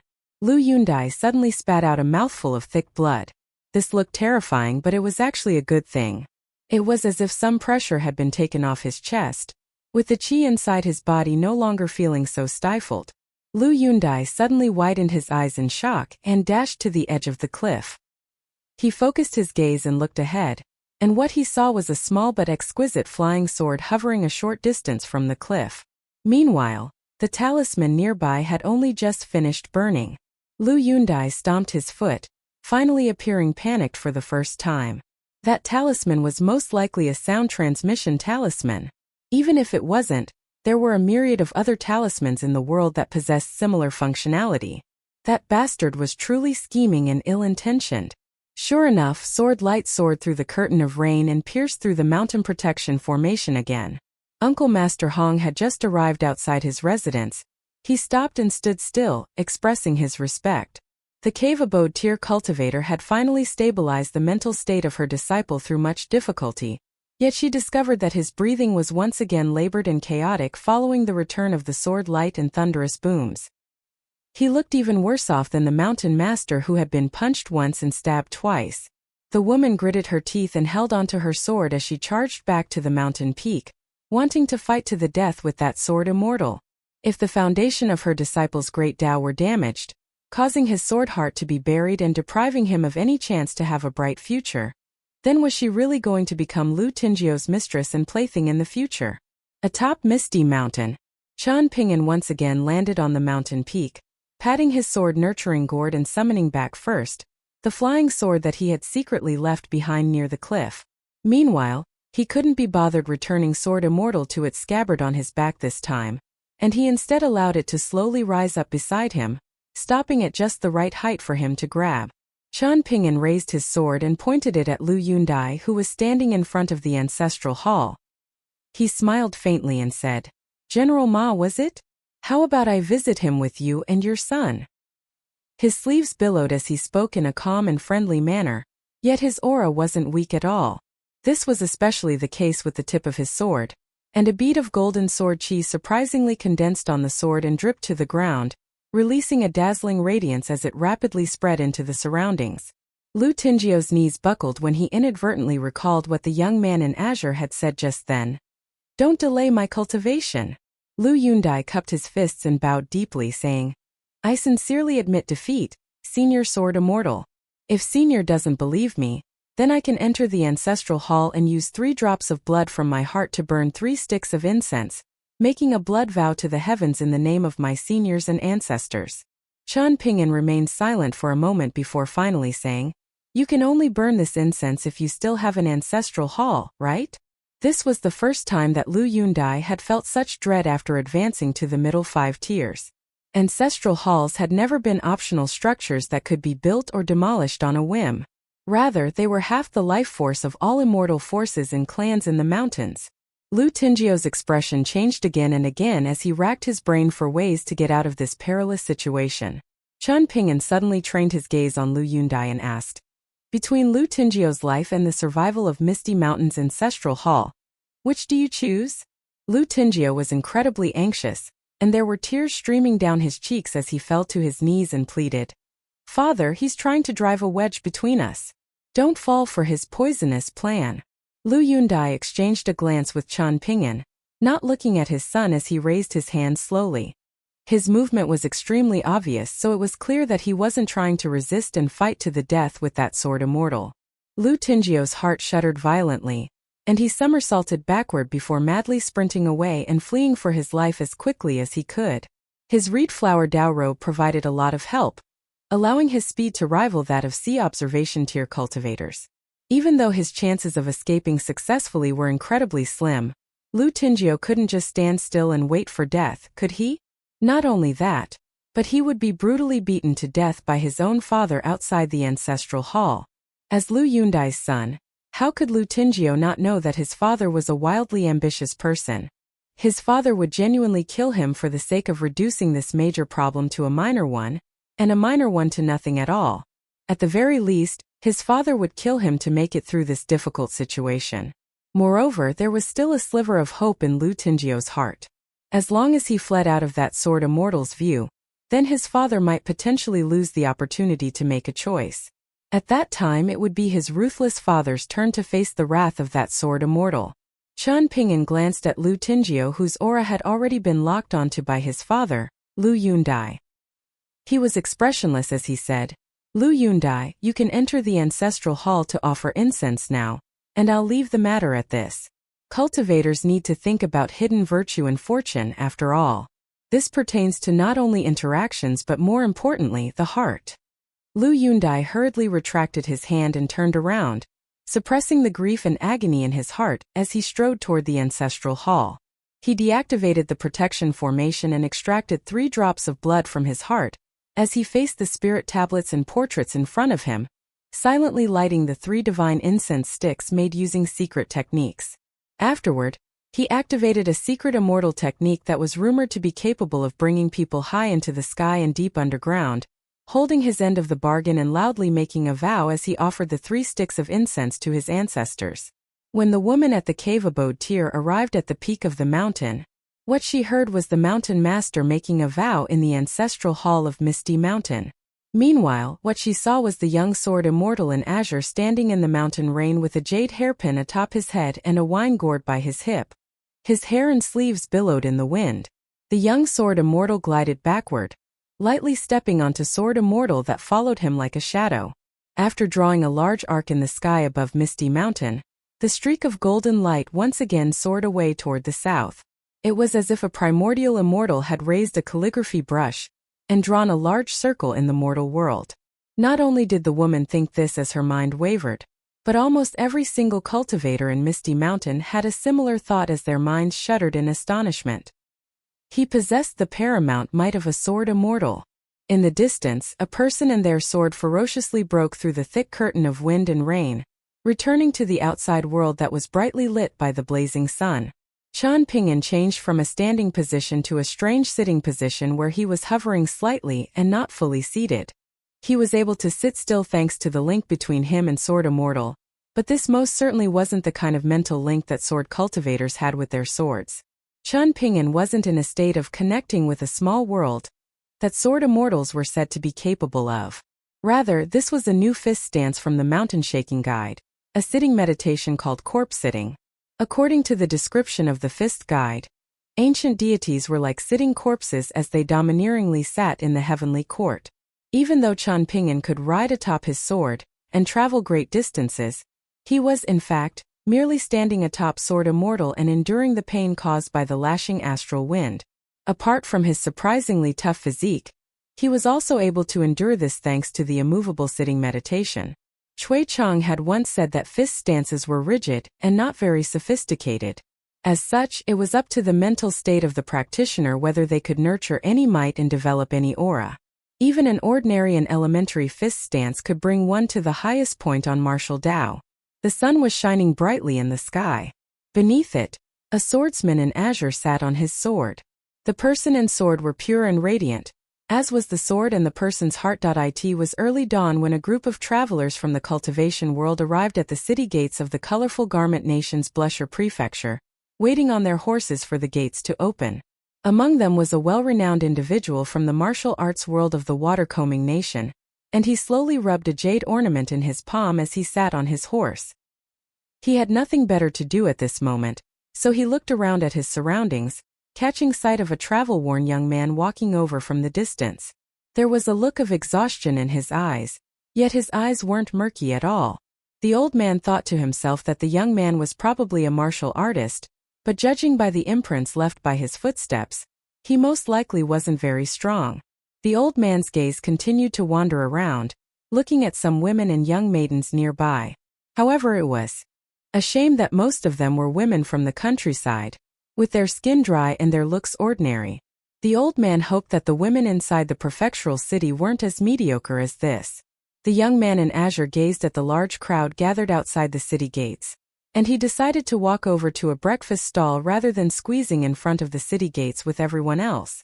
There were already no empty seats left at the stall, but the young man still asked the stall owner for a serving of steamed white sugar sponge cake and a bowl of congee anyway. After the young man collected his food, the stall owner initially wanted to remind him that he needed to return the bowls and chopsticks after he ate. Upon seeing the sword on the young man's back, however, The stall owner decided to swallow his words and show some extra politeness to this member of the cultivation world. The young wanderer squatted by the side of the road to eat after paying and collecting his food, and the sponge cake and congee were breakfast sorted for him. He ate extremely slowly, however, and the city gates had already opened by the time he finished eating and returned the cutlery to the stall owner. He then stood in line outside the city gates. The old man put away the beautiful jade ornament in his hand, and he couldn't help but steal a glance at that junior from the cultivation world again. He smiled to himself, thinking that he had already broken free from such an abject state when he was the same age as this young cultivator. Chen Ping'an ignored the judgmental gaze of the old man, following the line of people and handing over his travel documents to enter the prefectural city. It wasn't that Chen Ping'an didn't want to ride atop his sword and return to that residence, but he was genuinely exhausted after making a return trip from Blusher Prefecture to Misty Mountain. If he tried to push on, then he wouldn't be practicing corpse sitting anymore, and he would genuinely be a corpse falling down from the sky. Even though sitting meditation would allow him to temper his soul simply by sitting still, damaging his physical body and wounding his vital energy for the sake of this was obviously a bad trade-off. Going too far would also lead to negative consequences. However, performing sitting meditation when he traveled on his sword in the future was indeed a very good idea. This was definitely fine in the Eastern Treasured Vile continent, but it wouldn't necessarily be okay once he arrived at the Northern Complete Reed continent, which was brimming with sword cultivators. After all, that was a place where one could smash the brains out of someone simply because of a reason as absurd as not liking the look of someone. Chen Ping'an didn't directly go to Wu Shuowen's residence, and he instead paid a visit to the city god pavilion first. Upon arriving, he found that the city god had already been replaced by someone else, and it was no longer the golden city god, Shan Wan. Chen Ping'an heaved a soft sigh. This couldn't be regarded as the imperial court of the colorful garment nation kicking Shan Wan to the curb after the city god outlived his usefulness, especially since Blusher Prefecture was a critical region of the nation. Following Shan Wan's death, it was necessary for a new city god to be appointed and take responsibility for overseeing the mountains and rivers of the prefecture. Chen Ping'an didn't enter the city god pavilion, and he walked along the same streets as back then to visit a mountain lord temple that was still as peaceful and quiet as before. The temple was small and didn't have any temple attendants, so those who came to offer incense and pray for blessings needed to bring their own incense. It was here that Chen Ping'an had bid a final farewell to Golden City God Shan Wan of Blusher Prefecture.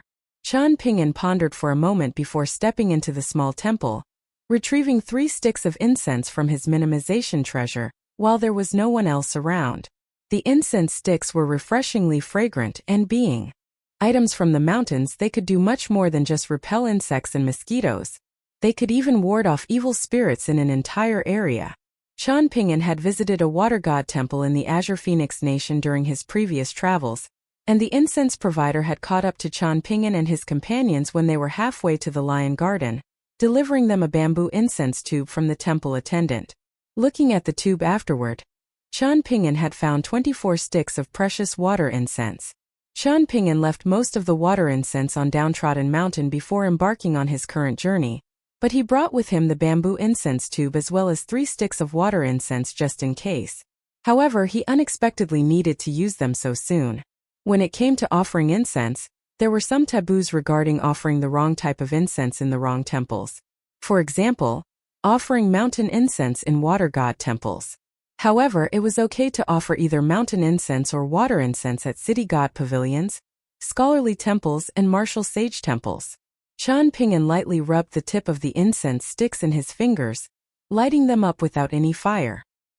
He then stood still and raised the incense sticks above his head, silently saying something in his mind. In the end, he placed the 3 sticks of incense into a copper censer, closing his eyes for a moment before turning around to leave. Chen Ping'an once again knocked using the door knockers when he returned to the residence in the small alley. It wasn't Zhao Shuxia who opened the door this time, and it was instead Zhao Luan. There was a slightly sulky look in the young girl's eyes, and it was as if her eyes could speak. Wu Shuowen and Zhao Shuxia were standing near the spirit wall in the courtyard. Chen Ping'an had been around Pei Qian and Chen Rushu, the little girl in pink, for a long time, so he initially thought about patting her head to gloss over this matter. However, he suddenly realized that Luan Luan was already a young girl. So he could only smile and say, "It's okay. The cultivators at Misty Mountain were quite reasonable. So you can peacefully cultivate with your master in the future." Zhao Shuxia secretly clenched his fists in celebration. Sure enough, Mr. Chan, the person who had taught him fist techniques, was able to do everything. There were many questions in Wu Shuowen's mind, but it would be unsuitable for him to ask them in front of the two young children. As such, he had no option but to smile and nod in acknowledgement to Chan Ping'an, after which they walked to the main hall in the backyard together. Zhao Shuxia and Zhao Luan drank tea just like before, using this beverage to slowly nurture their souls. Meanwhile, Chan Ping'an took out 2 pots of Crow Ca wine, enjoying 1 pot each with Wu Shuowen. "It's a shame that Luan Luan and Shuxia are far too young to drink," Wu Shuowen said in pity. He was reluctant to drink any more after taking a single sip, and he continued with a smile, "I'll save this up first, and I'll take it out again when these 2 children grow up and are old enough to drink." Chan Ping'an hurriedly retrieved another pot of Crow Ca wine, placing it in front of Wu Shuowen and saying with a begrudging expression, "Mr. Wu is truly very talented at tricking people for more wine. Here, drink to your heart's content. I still have more wine." Wu Shuowen didn't hold back, and he didn't relent either as he drank Chan Ping'an's wine, saying, "Young Master Chan, it's not good to project one's shortcomings onto someone else." Chan Ping'an smiled and raised his wine pot, and Wu Shuowen did the same. This could be viewed as a toast between them, and they both tilted their heads back to drink. Chan Ping'an didn't plan to explain his trip to Misty Mountain in much detail, but after looking at the good mood of Wu Shuowen, he still said in a soft voice, "Mr. Wu, the issues with Misty Mountain have been resolved for good. If you're still worried, then it won't be a bad idea to travel around the mountains and rivers of the various nations. After all, Shuxia and Luan Luan have reached the age where they need to explore the world and broaden their horizons. As such, seeing more of the outside world and even just accumulating some experience in the cultivation world can only be a good thing." Wu Shuowen nodded and replied, "That sounds good." There was a faint smile on Chan Ping'an's face as he took small sips of wine and chatted with Wu Shuowen, asking him about the imperial court and cultivation world of the colorful garment nation and the water-combing nation. He occasionally glanced at the young boy who was seemingly craving some wine, and he also glanced at the young girl who was secretly stealing glances at him from time to time. Chan Ping'an's mental state became peaceful again, and it was as if he had returned from the tip of the ruler to the middle of the ruler. In reality, Zhao Shuxia had already been extremely familiar with drinking tea when Chan Ping'an first saw him upon arriving at Wu Shuowen's residence. The young boy hadn't been overly cautious or uncomfortable, and it was clear that he was very accustomed to drinking tea. This was what Chan Ping'an admired the most about Wu Shuowen. Zhao Luan possessed cultivation aptitude, and this already created a formless gulf between her and Zhao Shuxia. Not only that, but her extremely strong cultivation talent meant that she could easily overtake Zhao Shuxia in a few years. She had needed Zhao Shuxia to protect her with his life back then, but it wouldn't be long before Zhao Shuxia couldn't even see her shadows anymore. Wu Shuowen was naturally aware of this, but he still used immortal coins to buy this immortal tea for Zhao Shuxia whenever he bought it for Zhao Luan. He didn't discriminate against the young boy because of his lesser talent. He wasn't treating the 2 siblings as in-house disciples at all, and he was clearly raising them as if they were his own children instead. To put things bluntly, many parents might not be able to treat their own children as fairly as Wu Shuowen was treating Zhao Shuxia and Zhao Luan. Chan Ping'an felt old scholar with a middling cultivation base was genuinely a noble and virtuous person. However, it was exactly because of this that he didn't dare to give Wu Shuowen too much Crow Ca wine. He also needed to reconsider some other things that he had initially decided to do. For example, should he provide immortal coins for Zhao Luan's future cultivation needs? If he did, how should he provide them? And how much should he provide? Would Mr. Wu accept them? Under what conditions would he accept them? And given that Mr. Wu accepted them, what should he do so that Mr. Wu didn't feel guilty or uncomfortable at all?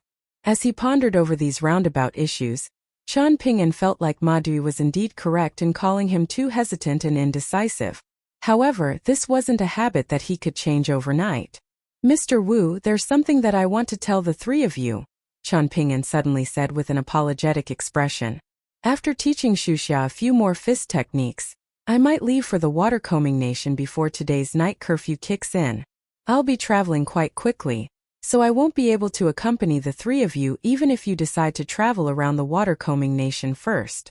Wu Shuowen nodded in understanding and replied, when it comes to cultivation, one shouldn't be overly delayed and held back by mortal matters. This isn't a derogatory remark, and it's simply stating the truth. Chen Ping'an stood up and rolled back his sleeves, saying to Zhao Shuxia, let's go to the courtyard. I'll teach you a qi refinement mantra, standing meditation, and another fist stance. There are only 3 things, but don't complain about this being too little. Wu Shuowen decided to leave to avoid arousing suspicion. After all, even those in the same immortal force shouldn't casually listen to the immortal mantras of their fellow cultivators, regardless of whether it was fist mantras or cultivation mantras. He wanted to take Zhao Luan away with him, but the young girl who was usually obedient and clever was unwilling to leave no matter what. The old scholar was slightly dumbfounded. Chen Ping'an also noticed the commotion in the room, and he hesitated briefly before smiling and saying, it's okay, you can stay here and watch. However, please allow me to say this first. Make sure to keep these things between the 4 of us and don't reveal them to anyone else. Wu Shuowen sighed and shook his head before leaving by himself. Zhao Luan rested her cheeks in her hands, sitting near the door as she said in a quiet voice, Mr. Chen, you only need to tell my big brother the mantra. I won't eavesdrop, and I'll just watch the 2 of you perform fist techniques. Chen Ping'an was indeed worried that the sword Qi 18 stops technique was incompatible with Zhao Luan's current cultivation technique, so he used a martial arts technique to compress his voice into a thread, as he taught the mantra to Zhao Shuxia. He repeated the mantra 3 times, only stopping when Zhao Shuxia nodded and said that he had remembered everything. Afterward, Chen Ping'an started to teach the young boy standing meditation, the sword furnace stance, as well as a new fist stance that was created by Zhong Qiu. This fist stance was called Examining the Dragon, and it also drew on Julien's ape-style martial intent. This fist stance, along with the 6-step walking meditation, were both martial arts fundamentals, and it wouldn't be over the top no matter how much one practiced them. Chen Ping'an was confident that Zhao Shuxia wouldn't injure himself from practicing too much with Mr. Wu watching over him. Not only did Chen Ping'an personally demonstrate standing meditation and the fist stance, but he was also very patient and detailed as he explained them to Zhao Shuxia, deconstructing each move and explaining their purpose to the young boy. He then put everything back together to explain the purpose of each technique. In the end, he eloquently talked about the mystical concepts that were naturally derived from these techniques. When Zhao Shuxia didn't understand something, for example, sparring with fist technique, Chen Ping'an would repeatedly explain the concept until the young boy understood. Zhao Shuxia naturally wasn't stupid, and he was at least much better than Zheng Yi. Zheng Yi was such a blockhead that even someone as patient as Chen Ping'an couldn't help but scratch his head and want to emulate the methods of Cui Chang, the barefoot old man in the bamboo building. If Zheng Yi didn't understand something, make him understand with a single punch. If this wasn't enough, then make him understand with 2 punches. Zhao Luan had her hands on her cheeks, with a wide smile tugging at the corners of her mouth as she looked at the 2 people in the courtyard. In reality, everyone would face many headaches and challenges on the path of cultivation, whether that was herself, her big brother, or even her master. For example, she was afraid of the gazes of many people, and she was actually a very timid person. Similarly, her big brother would also feel envious and dejected when he saw those cultivators who were the same age as them. He was actually not very good at disguising his emotions. Meanwhile, their master would often sit there in a daze by himself, worrying about daily necessities and feeling anxious about his clan affairs. Zhao Luan didn't feel like she was a naive little girl who didn't understand anything. Over at the courtyard, Mr. Chen, who looked more like a scholar now compared to back then, still had his sleeves rolled up as he taught fist techniques to her big brother. In her eyes, Mr. Chen didn't look any less impressive when performing fist techniques than he had when flying away on his sword a while ago. However, it was clear that Mr. Chen still treated her as a child upon seeing her again after so many years. Zhao Luan was very happy, but she also felt slightly unhappy. Lunch was cooked by Zhao Shuxia, but Chen Ping'an also went over to help. Wu Shuowen remarked that noble gentlemen should stay out of the kitchen, but this didn't stop him from eating and drinking his fill. When in fact, he drank so much wine that he became red in the face. Afternoon arrived, And Mr. Chen was still as patient as always as he practiced fist techniques with Zhao Xuxia again and again. Evening was about to settle in. Chen Ping'an glanced at the sky and said to Zhao Xuxia with a smile, "All right, let's stop here. Remember not to neglect the 6-step walking meditation, and also strive to reach 500,000 punches. Follow the method I taught you and make sure to enter the fist stance before throwing a punch. You shouldn't perform walking meditation and throw punches if anything feels off about your fist stance. When you become tired from practicing walking meditation, use the mantra I taught you to practice standing meditation while you rest. Both of us are slow and untalented, so we can only use the simplest methods to practice fist techniques. However, there will eventually come a day when you suddenly get hit by a stroke of enlightenment. Of course, you shouldn't feel anxious even if this day takes a long time to arrive." Chen Ping'an rolled his sleeves down and lightly patted them straight. He then patted Zhao Xuxia's shoulder and said, "All right, that's all I have to say." Zhao Xuxia wiped the sweat from his forehead. Zhao Luan had already stood up. "I need to discuss something with Mr. Wu before I leave," Chen Ping'an said. Chen Ping'an sighed softly when he found Wu Shuowen, who was currently practicing calligraphy in his room. He planned to speak the truth, but the speech that he had prepared in his mind earlier fell to pieces when it came time for him to use it. "Mr. Wu Luan is your disciple, so I technically shouldn't be telling you what to do. However, Luan is at a critical point of her cultivation right now, and it's incredibly beneficial for qi refiners to reach the abode tier earlier even if it's only by a single day. With this in mind, I've prepared a sum of immortal coins." Wu Shuowen smiled and didn't say anything. Chen Ping'an could only muster his courage and continue, "As well as a few talismans, and I plan to offer these as a farewell gift. Of course, there's also a hand copy of the proper sword scripture, and an immortal sword that I purchased from an immortal shop called Chu Huang. This is a replica sword, and its quality isn't overly high. All of these things are for Xuxia to use as self-defense. My only request is that Mr. Wu help me keep an eye on Xuxia's sword practice.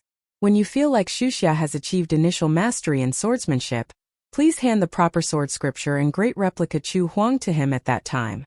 Truth be told, I would really like to take Xuxia as an unofficial disciple if Mr. Wu is willing to agree. If fate allows in the future, if Xuxia is willing, and if Mr. Wu doesn't have any objections, then I would like to develop an official master and disciple relationship with him." Wu Shuowen extended a hand and gestured for Chen Ping'an to sit. Only after Chen Ping'an sat down did he smile faintly and say, "What's wrong? Were you afraid that I was too proud to ask for help? If that's the case, then you're severely underestimating the position that Xuxia and Luan hold in my heart." Wu Shuowen sighed with emotion and continued, "Things are relatively okay with Xuxia, and there's no need for me to do too much.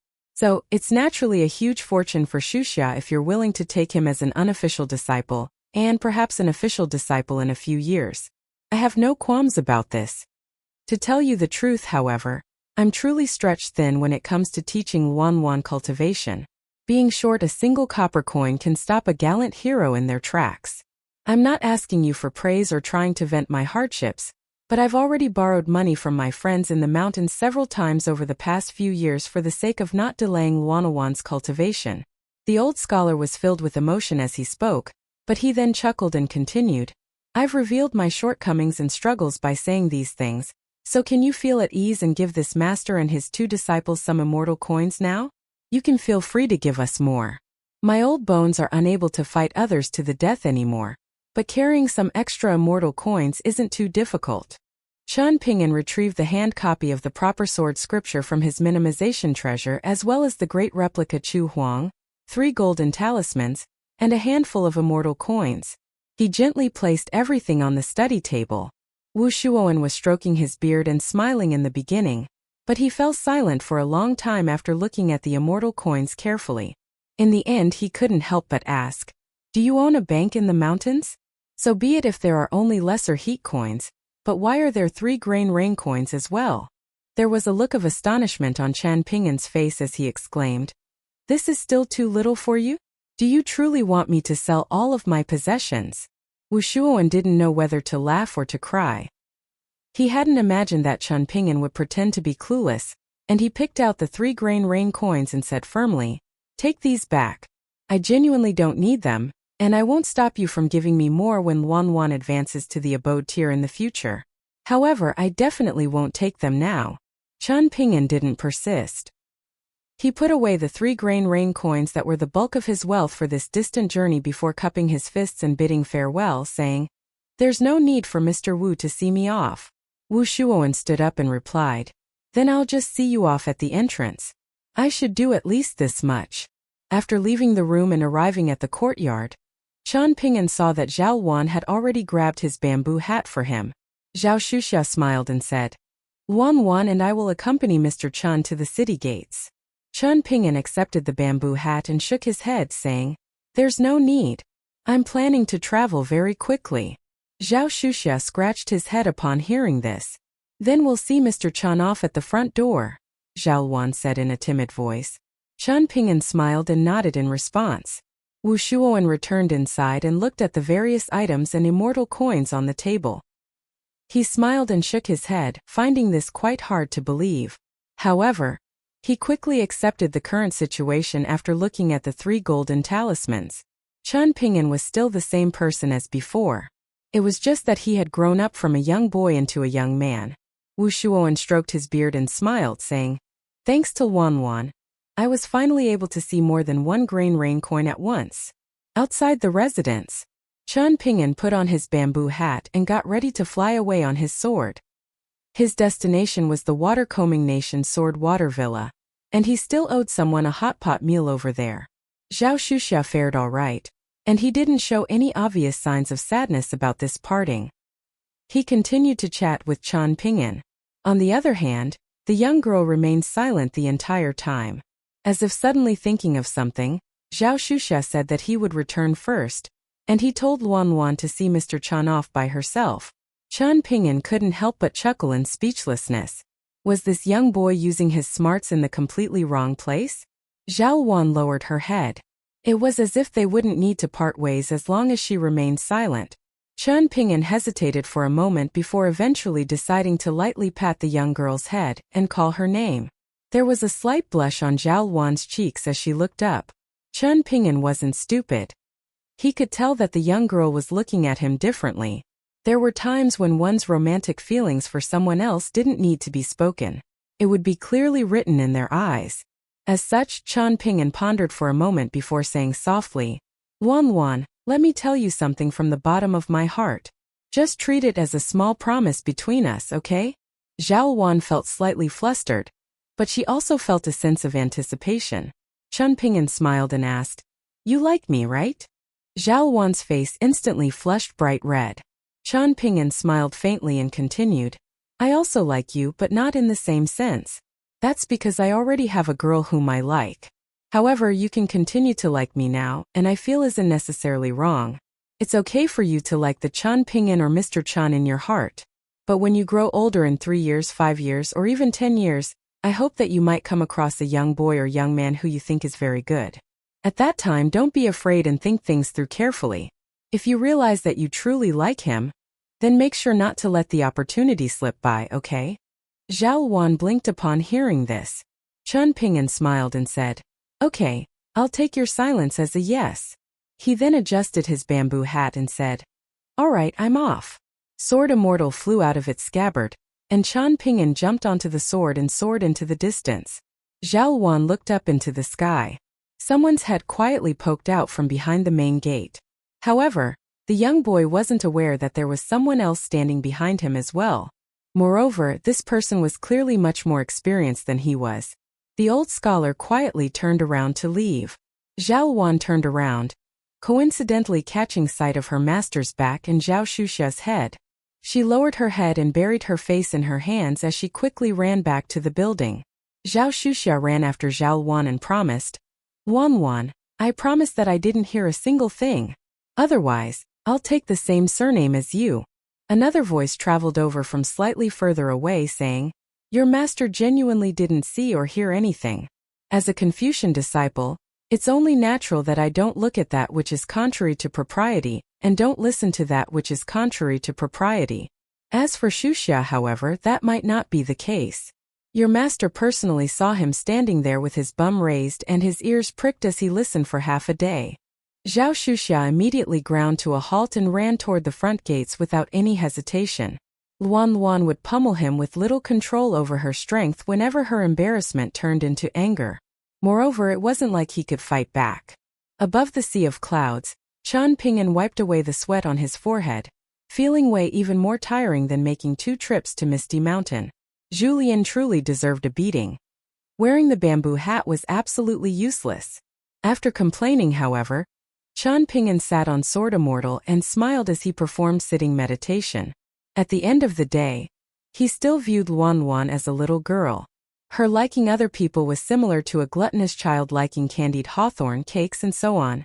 Her fondness was genuine, but it was more because of reliance and trust than because of actual romantic feelings. The grief and happiness from their chance encounter back then also played a huge role. In any case, this kind of fondness was pure and innocent, so was there anything wrong with it? Even if the young girl developed genuine feelings for someone else instead of him in the future, that would simply be another form of happiness. Let's go. Let's soar even higher, Chen Ping'an said loudly.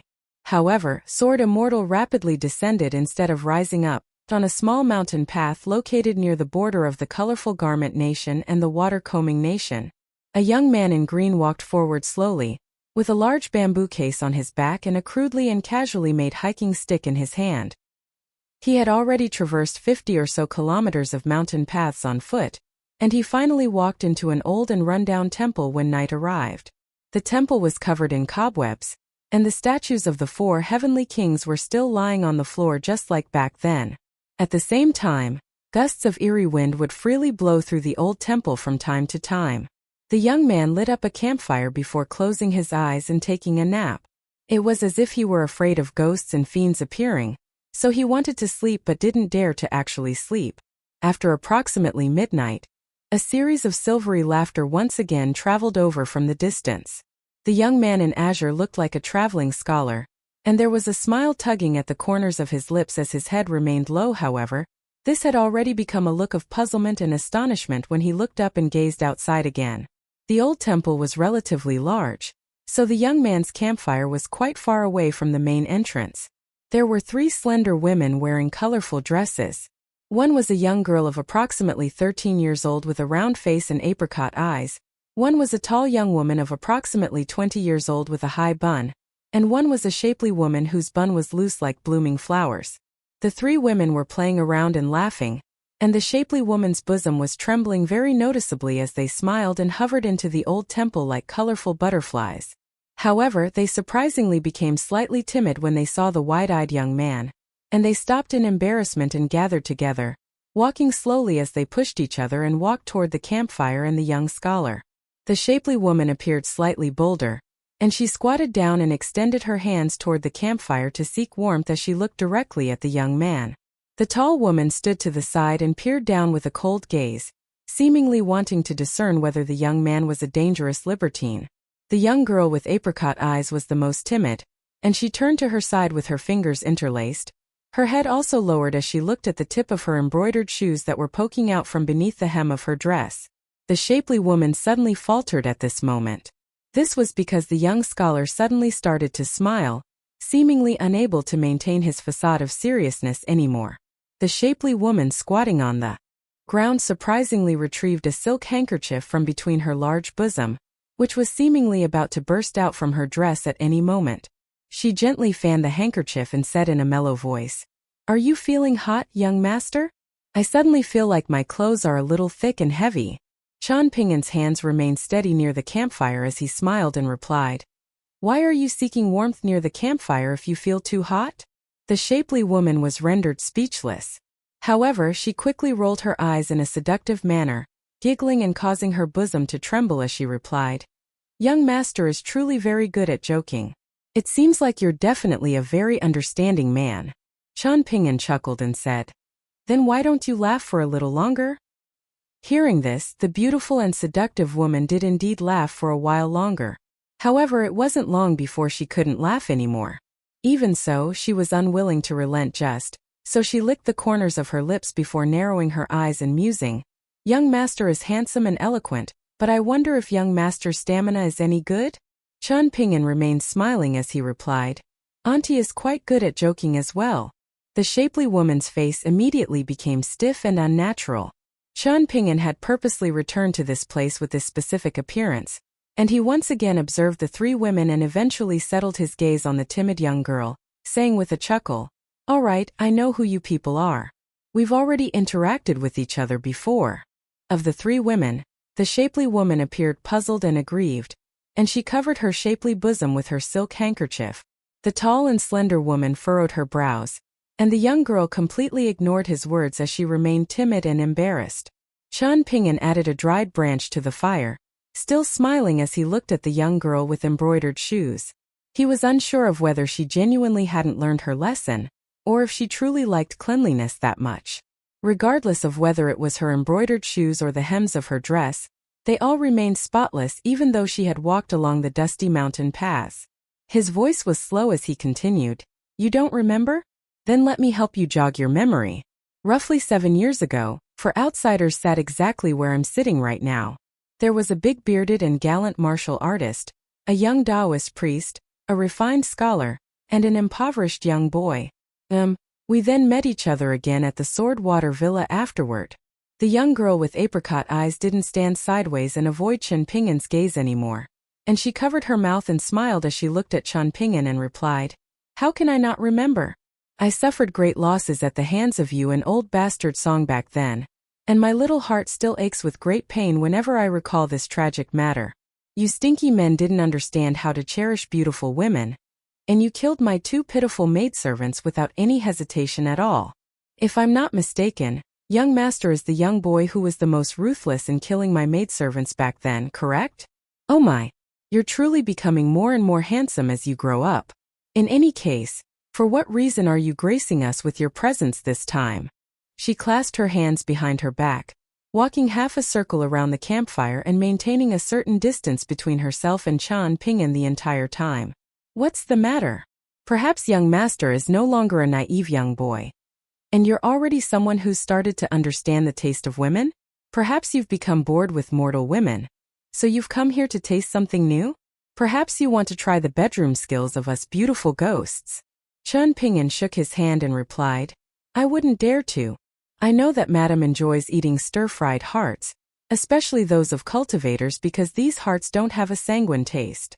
Chen Ping'an glanced toward the entrance of the old temple and said, "By the looks of it, you no longer possess the same power as before after Senior Song drew his sword and killed many of your subordinate ghosts and entities in a single breath back then." The young girl with apricot eyes pursed her lips and extended an embroidered shoe to lightly play around with the campfire. "Go on. Tell me what your purpose is for luring us out this time." Following the battle at the Sword Water Villa, the original 4 evil spirits of the watercombing nation suffered heavy casualties, with some dying and some fleeing, Chen Ping'an said. "Also, forget about it, let's not talk about these things, I already became aware of them a long time ago.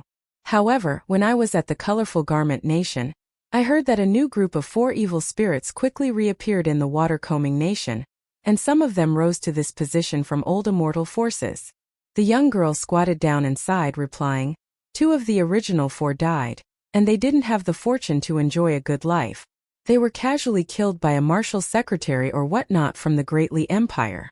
The other one always ran around to do odd jobs for the others, and he was also the target for bullying and amusement. He was almost frightened into moving away, and it took a lot of persuasion from me for him not to carry through with his plan. People continue to live if they move, but will ghosts still be ghosts if they move? Thanks to my persuasion, he was able to strike riches by staying instead of moving. On the other hand, I was left to feel immense regret. The nation was gripped by the chaos of war a few years ago, and that person's business immediately started to prosper. He gathered a large army of powerful vicious ghosts, yet he never provoked those barbarians from the Great Li Empire. He enjoyed a great lifestyle, and he even received a title from the imperial court that made me feel very envious.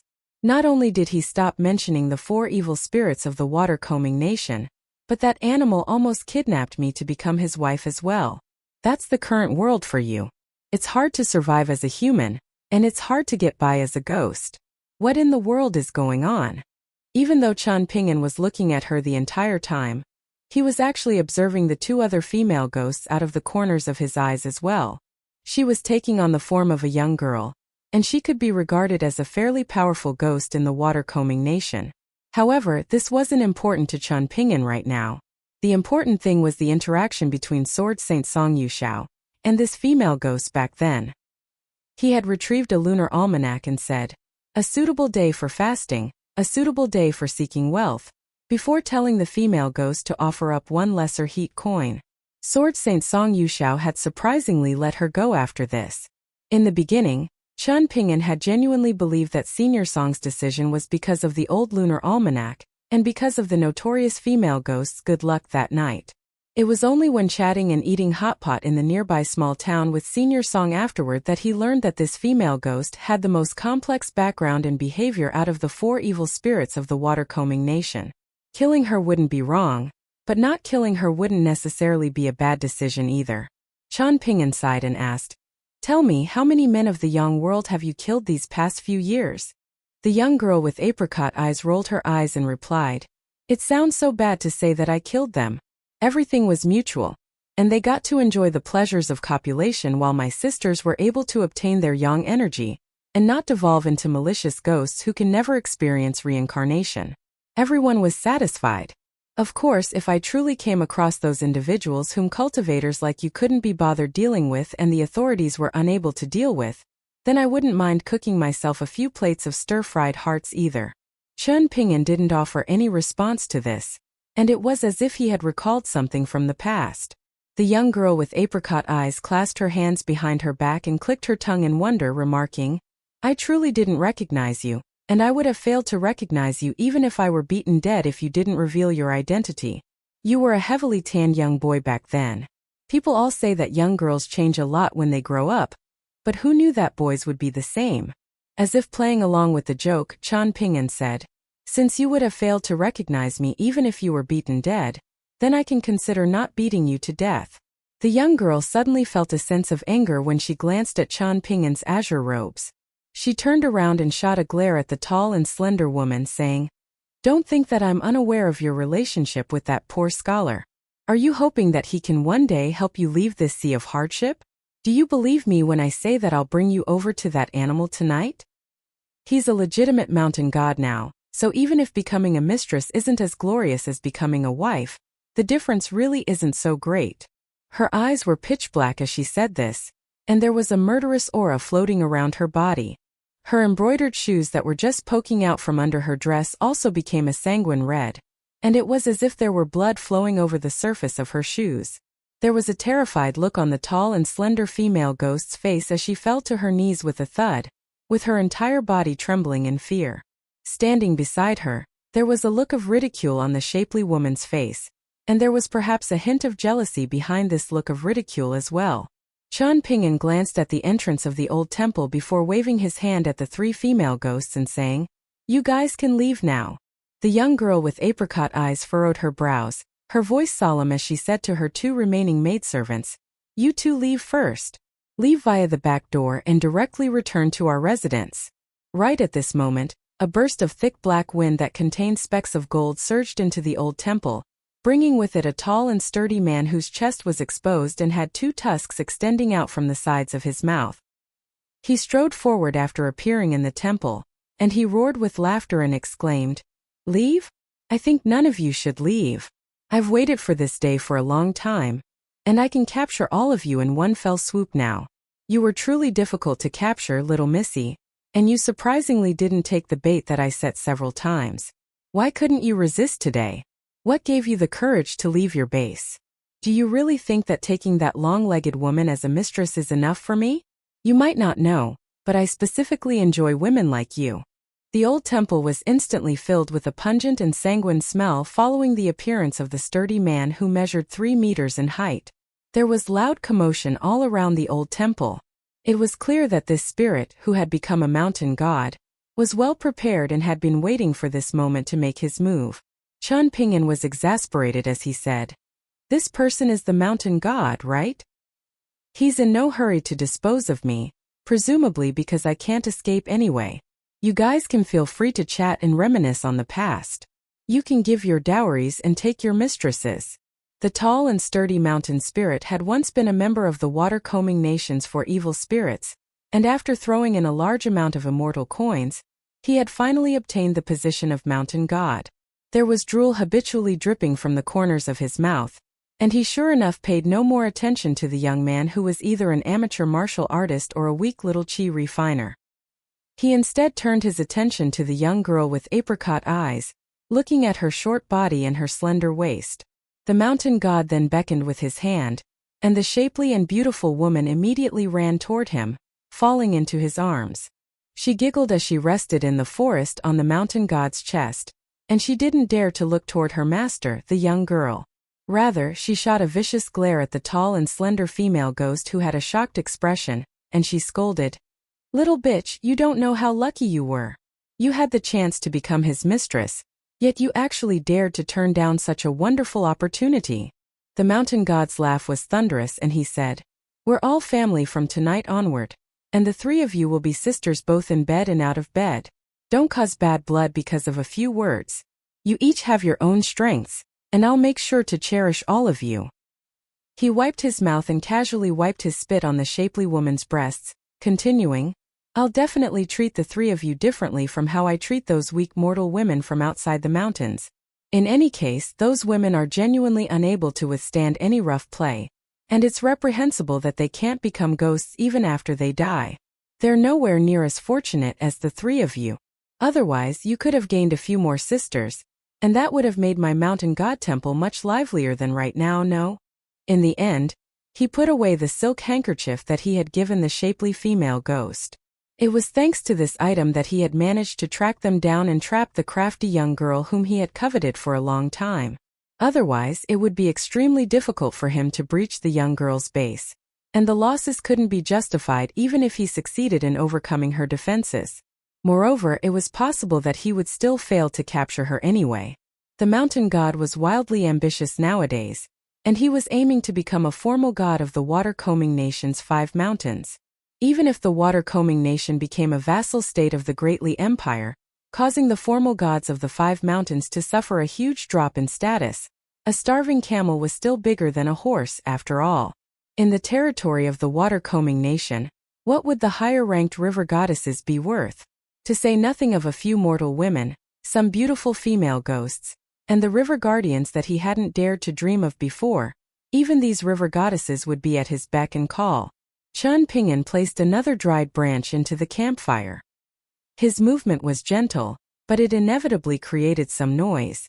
The mountain god was clearly not as crude and reckless as his appearance suggested, and he immediately focused his gaze on the unfamiliar traveling scholar. "Apologies, you guys can continue," Chun Ping'an said with a smile. The newly appointed mountain god of the water-combing nation temporarily suppressed the feeling of strangeness and puzzlement in his mind, smiling at the young girl with apricot eyes and saying, Wei Wei, just submit to me, okay? What do you say? I won't mistreat you, and you'll definitely receive a proper title and be treated to a formal mountain god wedding. You'll be brought to the mountains on a lavish sedan chair carried by 8 people, and if you want, we can even have the city god of the county city lead the procession for you. In fact, we can even have the mountain lords carry the sedan chair for you." The female ghost called Wei Wei raised a foot high into the air and wiggled around her embroidered shoe, saying, "Do you see how clean this is? Now take a piss and have a look at yourself." The mountain god pushed aside the shapely woman and reached for his crotch, chuckling.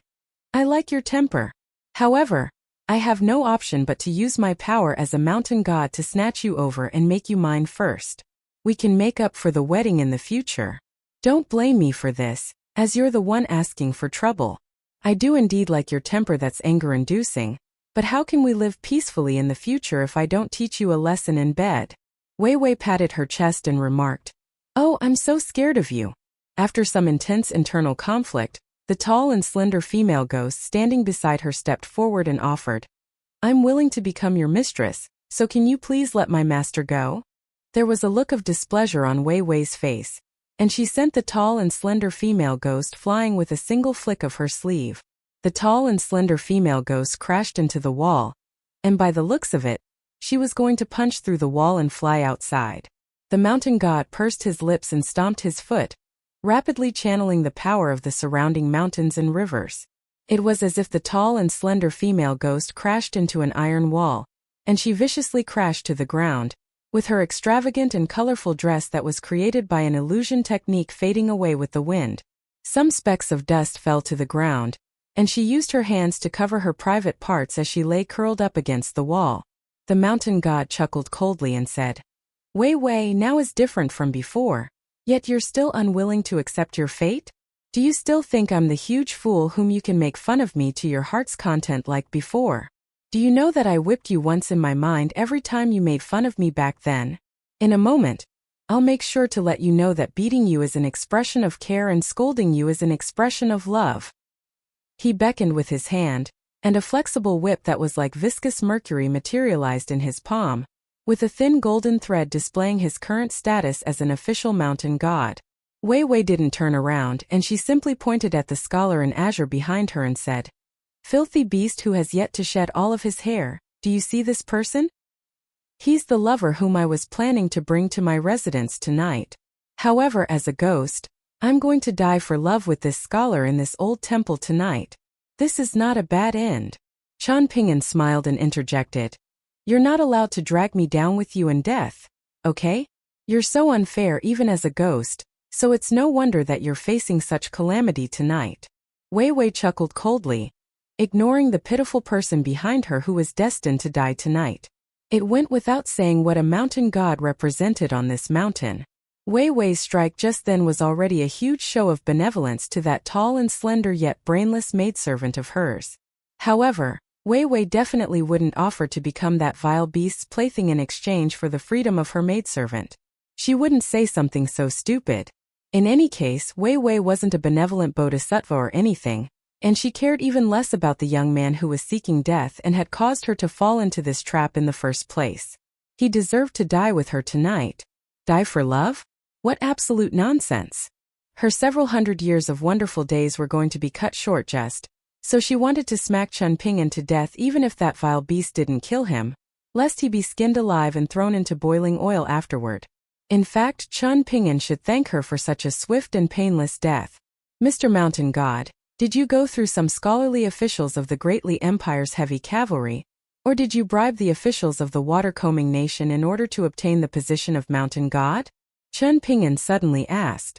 The mountain god chuckled in an eerie manner and replied, "After you die, I'll answer your question in the off chance that you become a ghost." Wei Wei chortled with laughter and exclaimed, "Would he dare to seek out those barbarians from the Great Li Empire? I surmise that all three of his legs will become limp when he so much as hears the mention of the Great Li Empire." "So that's how it is," Chan Ping'an said with a nod. "Just you wait, Wei Wei. I'll have you change your pitiful habit of scissoring other women after I train you for 10 days. The mountain god roared with a furious expression. The tall and slender female ghost near the wall, and the shapely female ghost near the mountain god both had slightly strange and awkward expressions at this moment. Wei Wei was completely unfazed, and she started to ponder how she could change the current situation from one of futile resistance into one of mutual destruction. Chan Ping'an slowly stood up and patted his clothes. It was almost time for him to act. He was quite lucky, and one of the 4 evil spirits of the water-combing nation had voluntarily turned up. However, judging from the black smoke before and the golden thread in the long whip, this mountain god's godly body was most likely still unstable due to a lack of incense offerings. Chan Ping'an bent down and rifled through his bamboo bookcase. The mountain god frowned upon seeing this. Wei Wei couldn't help but jump back several steps as well, turning around to look at Chan Ping'an. He had once again carried a bamboo bookcase onto the mountain and into the old temple like back then, and she didn't know what he was trying to do at this moment. What she saw was the young man grabbing the long sword that he had placed inside his bamboo bookcase and trying to return it to the scabbard on his back. Upon seeing Wei Wei's inquisitive gaze, Chan Ping'an smiled and explained, "This is a pseudo-celestial tool. Have you not seen one before? How can one traverse the mountains and cross the rivers without some accompanying treasures?" Wei Wei chuckled in anger after hearing his shameless claim, and she narrowed her eyes and said with a smile and a nod, Yes, I've seen them before. I've seen dozens or even hundreds of pseudo-celestial tools. The mountain god immediately felt at ease. After all, did genuinely powerful cultivators need to play tricks and attempt to bluff? Chan Ping'an looked around and said, "This is a pure land for Buddhism, so even if monks and Buddhist scriptures no longer exist, perhaps the teachings of Buddhism still linger around." Because of her kind heart, that fox spirit from back then enjoyed a positive fate and was able to follow Lu Qiqing around. "So what about the three of you?" Looking at the scornful smile on the face of the young man who was carrying a sword on his back, Wei Wei suddenly felt slightly anxious for no apparent reason. Chan Ping'an flicked his wrist, causing his bamboo bookcase to vanish into his pocket treasure. With another flick of his wrist, he retrieved his bamboo hat and placed it on his head before adjusting it slightly. For some unknown reason, the knees of the mountain spirit who had just become an official mountain god of the nation surprisingly started to ache at this moment. It was as if his innate divine mystical powers were being subdued by a paramount immortal power, comprehensively stopping him from channeling them. However, compared to his journey through the mountains to the south of Bamboo Scroll Lake back then, Chan Ping'an started to keep his aura and intent concealed after practicing fist techniques at the bamboo building in Downtrodden Mountain. Even though he was unable to release and retract his aura and intent as he pleased, he at least wouldn't allow them to casually flow outward and be completely unaware. Otherwise, how could Chan Ping'an have lured out Wei Wei and her two maidservants? They would have been scared off a long time ago. In the next moment, Wei Wei widened her beautiful apricot eyes. At some unknown time, the young man in azure was already standing one sword's length away from the tall and sturdy mountain god. It was perfectly one sword's length, nothing more and nothing less.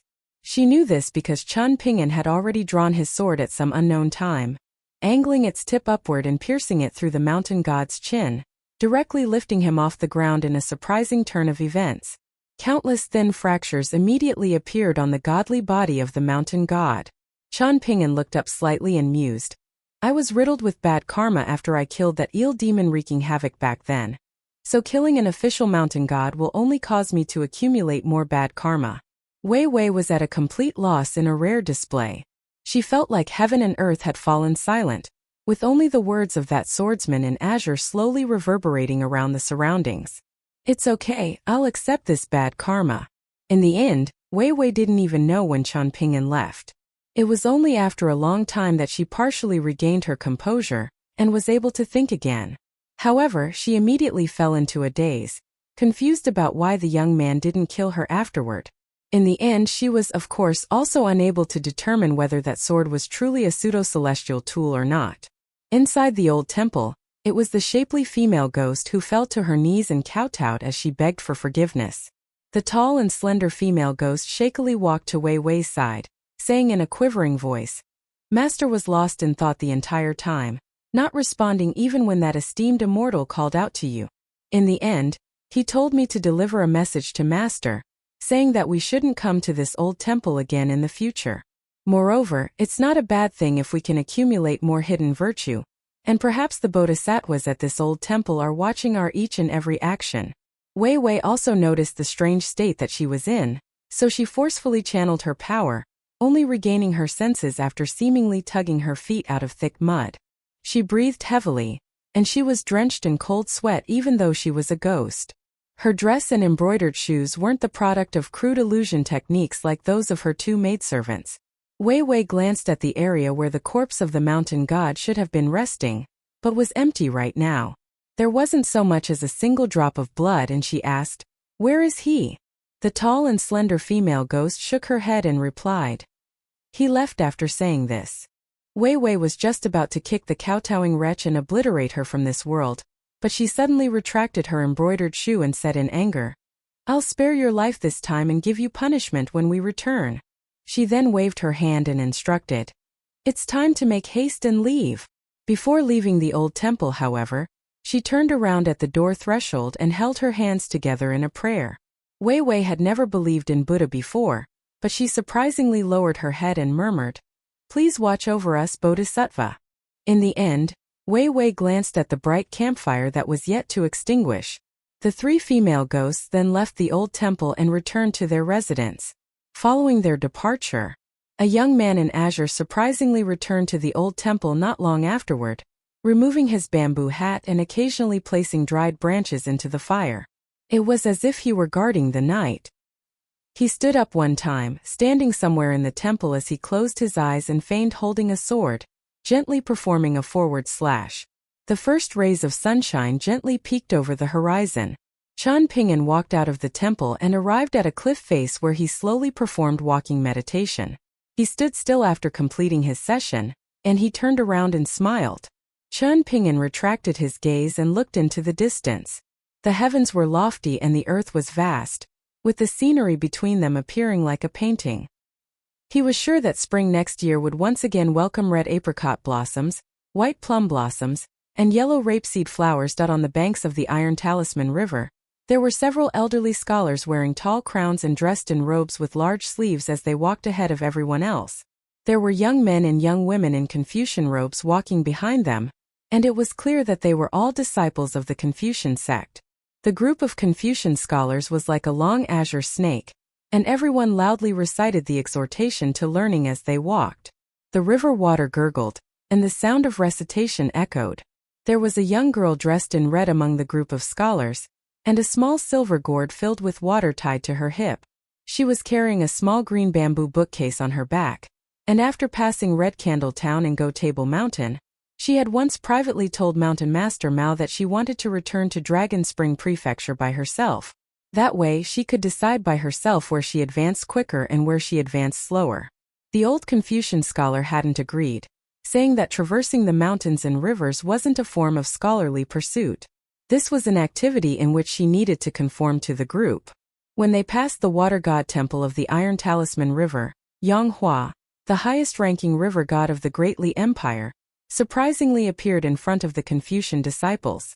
This was a river goddess who almost never appeared in front of other people, and she held a long sword with a golden tassel in her arms as she looked at the group of disappearing disciples who hailed from both the Great Li Empire and the Great Sui Nation. Mountain Cliff Academy had already been stripped of its status as one of the 72 Confucian academies, so there was technically no need for a high-ranking river god like Yang Hua to show such respect toward them.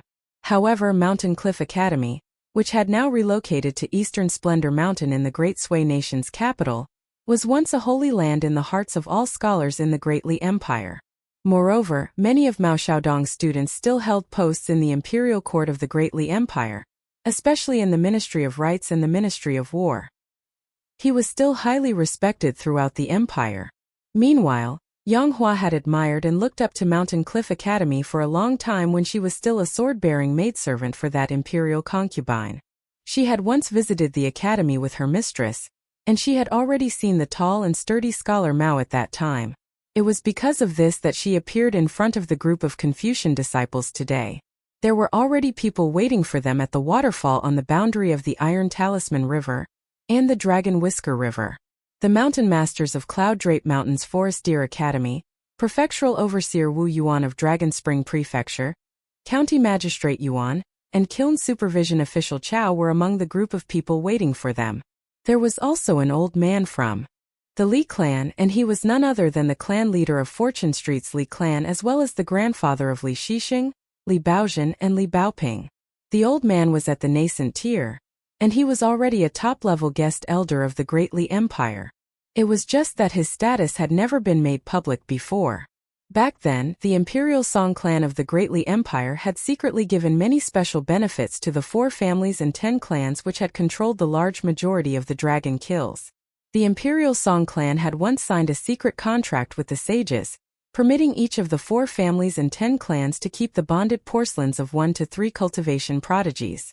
These cultivation prodigies were granted an exception and allowed to cultivate under the noses of the former sages who had overlooked the Jewel's small world, and they were also allowed to ignore the secret restrictions and suppression of the Jewel's small world. However, these cultivators would essentially be imprisoning themselves in the Jewel's small world, and they were prohibited from leaving the blessed land without permission. There was another exception to this rule, however, and the Imperial Song clan allowed 3 cultivators to secretly leave the blessed land every 100 years. As for why the clan leader of the Li clan hadn't been taken out of the blessed land by the Great Li Empire even though he had already advanced to the Golden Core tier back then, this was a secret matter that presumably involved many other things. The old clan leader of the Li clan was a nascent Tier Earth immortal, after all, so a wide smile that couldn't be concealed instantly spread across his face when he saw his darling granddaughter. For some reason, however, he had a nagging feeling that his granddaughter was still a misfit much like before. She still seemed to do things her own way, yet she seemed slightly different from before at the same time. The old man felt both happy and disappointed. Little Baoping had grown up, after all, secretly growing up just like that. She secretly grew up without even notifying her grandpa, who adored her so much. Intergenerational love was very clear in the Li clan, especially between the clan leader and Li Baoping, his youngest grandchild. He adored her more than he adored both of his grandsons in total. Most importantly, because of their mother's evident favoritism, there was a seemingly peculiar relationship between Li Shixing and Li Baozhen in the eyes of the Li clan servants. However, the two of them never held back their love for their little sister. Carrying her small and aged bamboo bookcase, Li Baoping walked by herself near the banks of the Dragon Whisker River, where the water was shallow but the crashing waves were thunderous. In reality, Li Huai, who was walking with his two friends, and Lin Shui, who was discussing matters with the teachers of the academy, were also carrying similar bamboo bookcases on their backs. The 3 bamboo bookcases had all been crafted by a single person, so it was only natural that they looked very similar. However, Li Baoping's bookcase had been made the earliest using the most ordinary green bamboo. Meanwhile, Lin Shui and Li Huai's bamboo bookcases had been made after their journey through Go Table Mountain, so Chun Ping'an had crafted them using the courage bamboo that Wei Bo had given them. Many years had already passed, yet the bamboo bookcases were still as verdant green as before. As for Yu Lu and Xie Xie, who had come across Chun Ping'an for the first time at the border pass of the Great Li Empire, they hadn't enjoyed the good fortune of receiving a bamboo bookcase from Chan Ping'an. Formal god Wei Bo of the Great Li Empire's northern mountain didn't appear, nor did Sage Ruan Chong of the Dragon Spring Sword Sect, a deputy mountain master who had once smacked the table in front of Mao Xiaodong, and been lectured by Cui Dongshan afterward, frowned slightly upon noticing this. The Great Li Empire's decision was reasonable but not entirely acceptable. The two most important and influential figures were both ignoring Mountain Cliff Academy. Most importantly, no one seemed to want to explain this, neither Forest Deer Academy nor Prefectural Overseer Wu Yuan. The deputy mountain master, who hailed from a large clan in the Great Sui Nation, couldn't help but sigh with emotion in his mind. At the end of the day, this was caused by the weakening of the Great Sui Nation and the strengthening of the Great Li Empire. Thinking back to the past, just how many scholars of the Great Li Empire had traveled to the Great Sui Nation and the Lu Empire to study? Just how many poems had they composed to express their joy at interacting with scholars and literati from the two nations? The group of Confucian disciples stopped, and the scholars from Mountain Cliff Academy started to make small talk with the envoy from the Great Li Empire. Li Baoping saw her grandpa, and only then did she act in a similar manner to the past, with her bamboo bookcase and silver gourd swaying around as she sprinted over. "Run slower, little Baoping," the old man hollered with a smile. Li Baoping screeched to a halt in front of the old man, standing still before smiling widely and loudly greeting her grandpa. The old man went against his heart as he complained, "A big girl like you shouldn't act anymore." Nearby, Malian, who hailed from a powerful clan in the Great Sui Nation, breathed a sigh of relief when he saw a smile finally appear on the young girl's face. His mood also started to improve. Lu Guan shook his head upon seeing this. There was no medicine that could save the blockhead Malian anymore. He behaved the same way in the academy, and he would become dejected and downcast if he didn't see the young girl for a few days. However, he would never dare to greet her if he coincidentally came across her in the academy or elsewhere. Lu Guan couldn't understand this no matter how he racked his brain. Malian was from a powerful clan of the Great Sui Nation that had enjoyed affluence for many generations, so why was he too cowardly to even express his feelings for a girl? Li Huai knew about the secret details, and after they received a letter that Chan Ping'an had sent from Dragon Spring Prefecture, Li Baoping had planned to take leave and return home. Their teachers at the academy hadn't approved her request, however, and another piece of news had suddenly spread just as Li Baoping had been about to climb over the wall and run away. Mountain Master Mao was going to personally lead a small group of students to the Great Li Empire's Cloud Drape Mountain, after which they would exchange knowledge and debate with students from Forest Deer Academy. Apart from this, They could also spectate a rare ceremony where hundreds upon thousands of gods and deities traveled at night together to visit the mountains.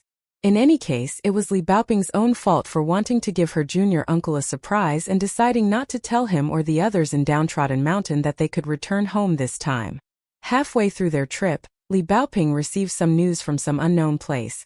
Perhaps it was a letter from her family or whatnot, and she immediately became dispirited and deflated. She talked less and less, returning to a similar state that she had displayed in the academy over the past few years. As Li Baoping read more and more books and read quicker and quicker, she surprisingly asked fewer and fewer questions of other people. Almost all of the scholars and teachers in the academy had been stumped by her strange and difficult questions before, yet they felt surprisingly lonely and unaccustomed now that the questions had dried up. They missed the time when the little girl wearing a bright red jacket would ask them all kinds of weird and wonderful questions with a straight face. Mountain Cliff Academy students needed to go to Cloud Drape Mountain's Forest Deer Academy first, after which they would have 2 days of free time. Afterward, they would gather together at Forest Deer Academy again to watch the Mountain and Water Night Travel Banquet hosted by the Northern Mountain of the Great Li Empire. The scholars and disciples walked through the small town. The elderly clan leader of the Li clan didn't go to his ancestral residence in Fortune Street, and he instead planned to accompany little Baoping into the mountains. Of course, as a nascent tier cultivator and as a top-level guest elder of the Great Li Empire, and as a knowledgeable Confucian scholar to begin with, the old man naturally didn't walk alongside Li Baoping. After all, that would only cause his granddaughter to grow even more distant from her classmates in the Great Sui Nation. Not long after the disciples from the Great Sui Nation left the small town and walked past True Jewel Mountain, a tanned young girl holding a hiking pole and wearing a crisscrossing sword and saber on one hip sprinted over with an agile yellow dog. She was short and unable to catch sight of the red clothes among the crowd of scholars and disciples, so she ran atop her master's mountain and finally caught sight of that familiar figure. She waved earnestly and shouted with vigor, "Big Sister Baoping, I'm over here." Here. Li Baoping immediately turned around, hurriedly leaving the group of scholars and disciples and running toward the small mountain, when she saw Pei Qian jumping up and down in the distance. Li Huai was delighted, and he stopped in his tracks and waited until he fell to the end of the group. He then raised his voice and shouted, "Pei Qian, what about me, what about me?" Pei Qian rolled her eyes and ignored him. Lu Guan and Ma Lian laughed loudly, taking pleasure in Li Huai's misfortune. Pei Qian had occasionally written letters to the Great Sui Nation's Mountain Cliff Academy over the past few years, and she would sometimes mention Ma Lian and Lu Guan in these letters, two people whom she viewed as pawns. She had promised Li Huai that they would travel around the cultivation world together in the future, after all, and they had agreed to split the spoils 50-50. However, how could she make clear her lofty status if she didn't have a few pawns waving flags around and cheering her on from the sidelines? Ma Yin was a bit dumb, but he was a very loyal person. Lu Guan was very shrewd and calculating, and he could be used as an advisor. Li Baoping ran toward True Jewel Mountain, while Pei Qian ran down True Jewel Mountain, with the two of them eventually meeting each other at the foot of the mountain. Li Baoping reached over and placed a hand on Pei Qian's head, gesturing up and down and asking, "Why aren't you growing taller, Pei Qian?" As if struck by a bolt of lightning, Pei Qian immediately fell into low spirits. By the looks of it, Big Sister Baoping was not very good at talking to other people. After all, who would target someone's shortcomings straight away? "It's okay, one's ambition isn't limited by one's height," Li Baoping suddenly added. Pei Qian's mood improved slightly and she said, Yes, that's right. My ambitions are lofty, and everyone in Downtrodden Mountain knows this. Even Master approves of my ambitions." After saying this, Pei Qian shot a sideways glance at the dog that was lying on the ground nearby. The dog kept its head down, not daring to lock eyes with the young girl holding the hiking pole. At the mention of her master, Pei Qian consoled her friend and continued, "Don't feel sad, Big Sister Baoping. My master didn't know you guys were coming, and that's why he ran off to the cultivation world by himself. You definitely shouldn't feel sad about this. When I see master afterward, I'll make sure to scold him for you. I'll reprimand him in a few sentences. Actually, one sentence will be enough."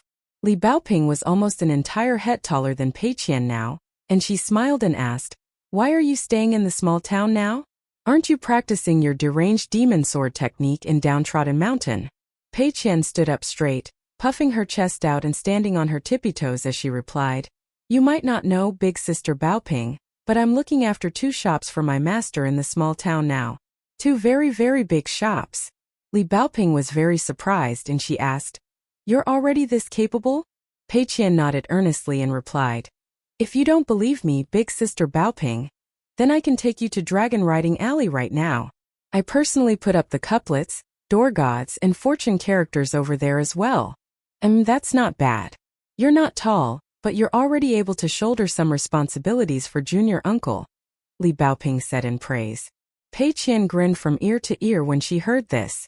Big sister Baoping didn't hand out praise lightly. Li Baoping turned around and glanced at the group of scholars and disciples, saying to Pei Qian, I need to go to Cloud Drape Mountain's Forest Deer Academy first. After we settle down there, I'll come down the mountain to play with you. Looking at the tall Li Baoping, who had a slender face, it was as if Pei Qian was suddenly reminded of something. She was still filled with joy just then, yet she suddenly burst into tears at this moment, lowering her head and using the back of her hands to wipe away her tears. She sobbed and said, Big sister Baoping, master was so skinny when he returned home this time. He was even skinnier than you, and he was so skinny that I almost didn't recognize him. Master didn't say anything, but I knew that he definitely had it very rough at Bamboo Scroll Lake over the past 3 years. Big sister Baoping, you've read many books and are very capable and brave as well, and master also likes you very much. However, you didn't visit master during the past few years, and master would have definitely been happier seeing you than seeing me. Perhaps he wouldn't feel so tired anymore. Li Baoping smiled and turned around to gaze toward the south. She squinted her eyes, and it was evident that her face was no longer as chubby as before.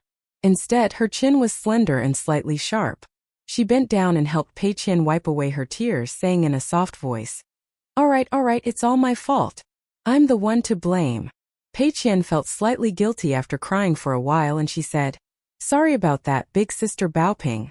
I was just spewing nonsense. Li Baoping patted Pei Qian's shoulder and said with a smile, I'll see you in a moment. Pei Qian nodded in response and watched Li Baoping turn around and leave. Big sister Baoping was still carrying that small bamboo bookcase and wearing those familiar red clothes. However, as she looked at the gradually disappearing figure, Pei Qian suddenly started to worry for no apparent reason that big sister Baoping would grow taller and even more different when she saw her again tomorrow. Perhaps this was what her master had felt when he visited Mountain Cliff Academy back then? Perhaps master had already thought of what today would be like when he insisted on doing those things in the academy that Pei Qian had found extremely fun back then? Indeed, some things appeared very fun, but perhaps growing up wasn't actually one of those very fun things. Pei Qian scratched her head and stomped her foot in frustration. She was already the third in command in the 2 shops now, so how was she still so forgetful?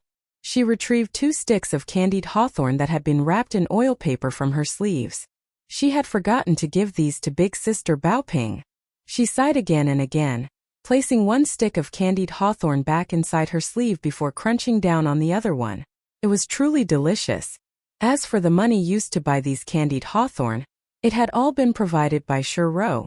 But seriously, Pei Qian had simply mentioned candied hawthorn a few times at the pastry shop, and asked Shuro a few times whether she could hear the peddler walking down the street and selling candied hawthorn.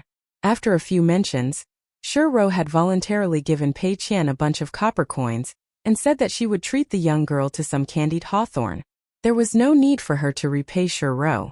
But how could Pei Qian accept the money just? She wasn't a drooling little child after all. As such, she had stared at the copper coins in Shuro's palm before shaking her head and hands, saying that she didn't need this money at all. In the end, however, she had still accepted the copper coins due to Shuro's warm-hearted insistence. Pei Qian finished 1 stick of candied hawthorn and left the other stick in her sleeve. She had purchased it using Shuro's money after all, so she would offer it to Shuro when she returned. As for big sister Baoping's share, she would buy it using her own money. This embodied the frankness and generosity of those from the cultivation world. Pei Qian brandished her hiking pole for a while before glancing at the dog that was hiding in the distance. She shot a glare at it, and the dog immediately ran over with its tail between its legs, lying down beside her when it arrived. Pei Qian squatted down and grabbed its mouth, raging. Little brother, what's going on with you? Why are you so short? Are you a shorty? Don't you find this embarrassing? Come on, speak up. The dog had mysteriously obtained a huge fated opportunity and become a spirit a long time ago, meaning that it should have been able to run around freely in the large mountains in the west of Dragon Spring Prefecture. Right now, however, the dog didn't move at all, and there was a look of grief and resentment in its eyes. It had already developed sentience and intelligence, and its backer was also the powerful Dragon Spring Sword sect. As such, it could be regarded as a mountain spirit that no one dared to provoke in the large mountains in the west. However, it was still a fair way off being able to speak in human tongue and assume human form. Pei Qian tightly gripped the dog's chin without any sign of letting go, and she widened her eyes and exclaimed, "Are you expressing your displeasure by not speaking? Who gave you such courage?" The dog didn't dare to move at all. Pei Qian rotated her wrist, causing the dog's head to also rotate. The dog immediately started to whimper, but Pei Qian huffed and asked, "Go on, tell me. Did you go to the small town to bully the large white swans behind my back again? Otherwise, why do they always run away when I bring you with me? Do you understand the concept of not using your fists rashly against those weaker than you? I'm absolutely furious. You followed me around the cultivation world for so long, yet you haven't managed to learn a single thing." The dog probably felt so aggrieved that it wanted to die. Who was the one that had ridden around the small alleys on a large white swan back then? After finally releasing her grip and letting go of the dog, Pei Qian stood up and patted her hands. However, she suddenly blinked furiously, and she raised her hands to rub her eyes.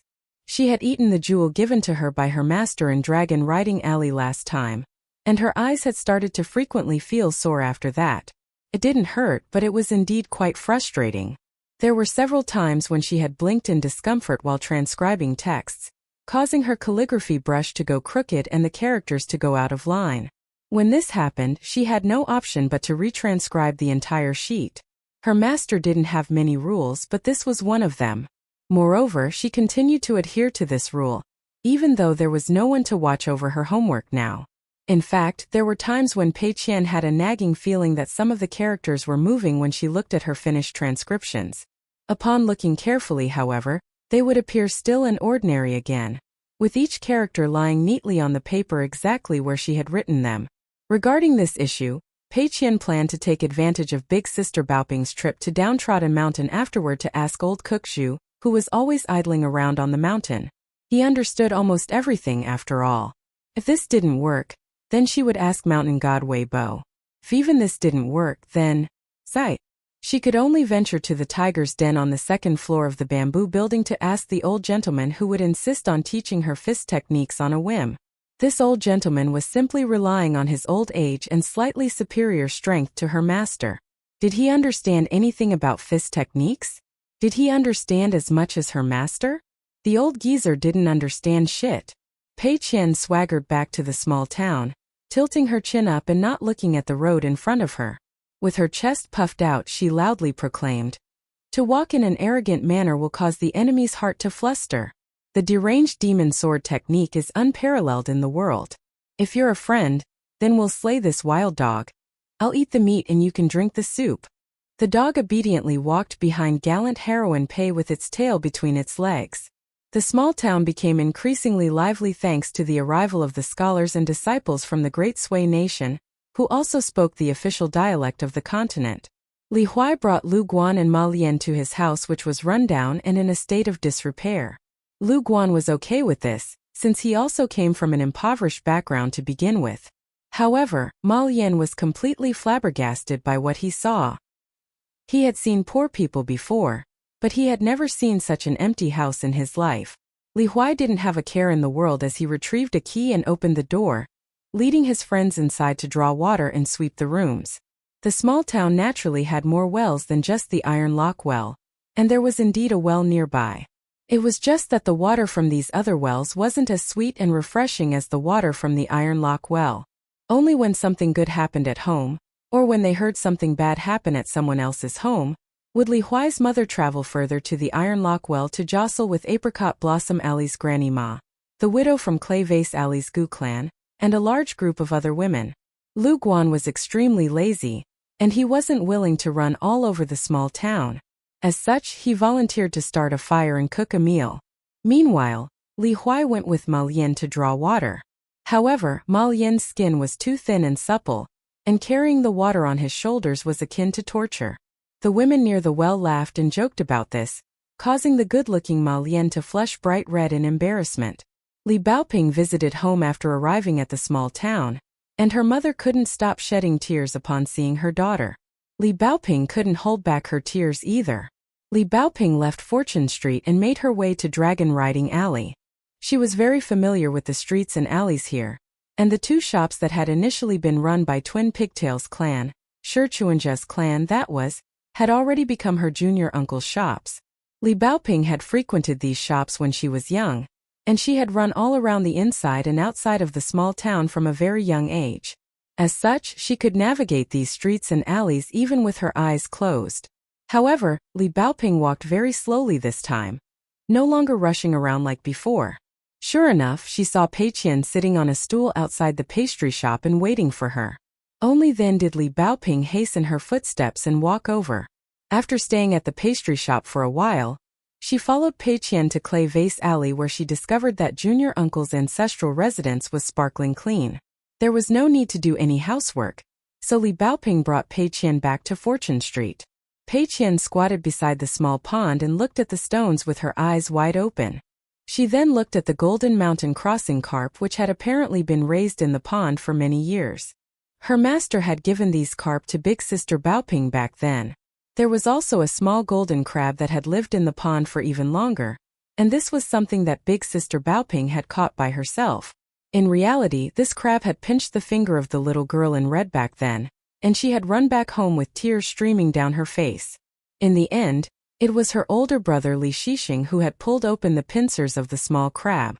Pei Qian looked around for a long time, yet the carp and the small crab didn't give her any face, hiding in the pond and not showing themselves at all. Li Baoping had built the small pond by herself when she was very young, and she had personally collected all of the stones from the stream, picking only those that were colorful and with interesting patterns. Like an ant moving nests, she had spent great effort in moving the stones one handful at a time, first building up a small mountain in the corner before moving them over to build the pond.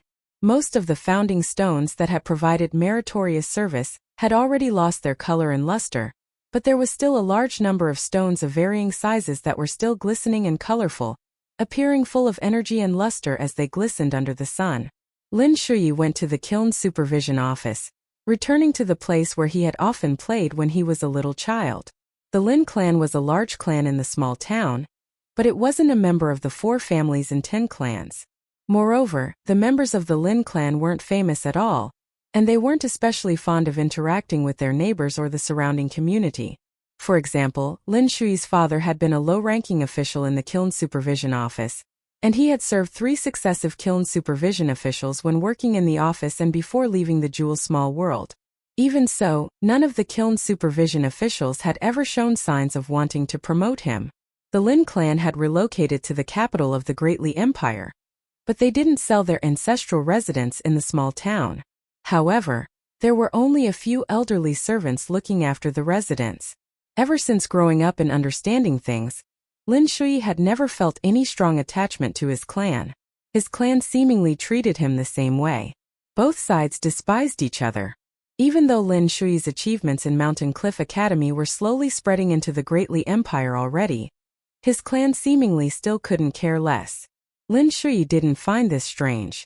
His father had always been, and once he set his mind on something, he would view everyone else as wrong no matter what they said. Meanwhile, his mother would always take his father's side, and her eyes would always be cold and aloof when she looked at her son. It was as if she were merely looking at someone who was helping her stay in the Lin clan. She didn't view him as an outsider, but she didn't view him as her child either. In any case, she didn't look at Lin Shui as a normal mother would look at their child. She remained polite, hidden under which was a feeling of distance. Lin Shui recognized his father's past colleagues, so he actively went over to visit them. They didn't chat about much, especially since there was nothing much to chat about in the first place. Moreover, making small talk with other people had never been Lin Shui's forte.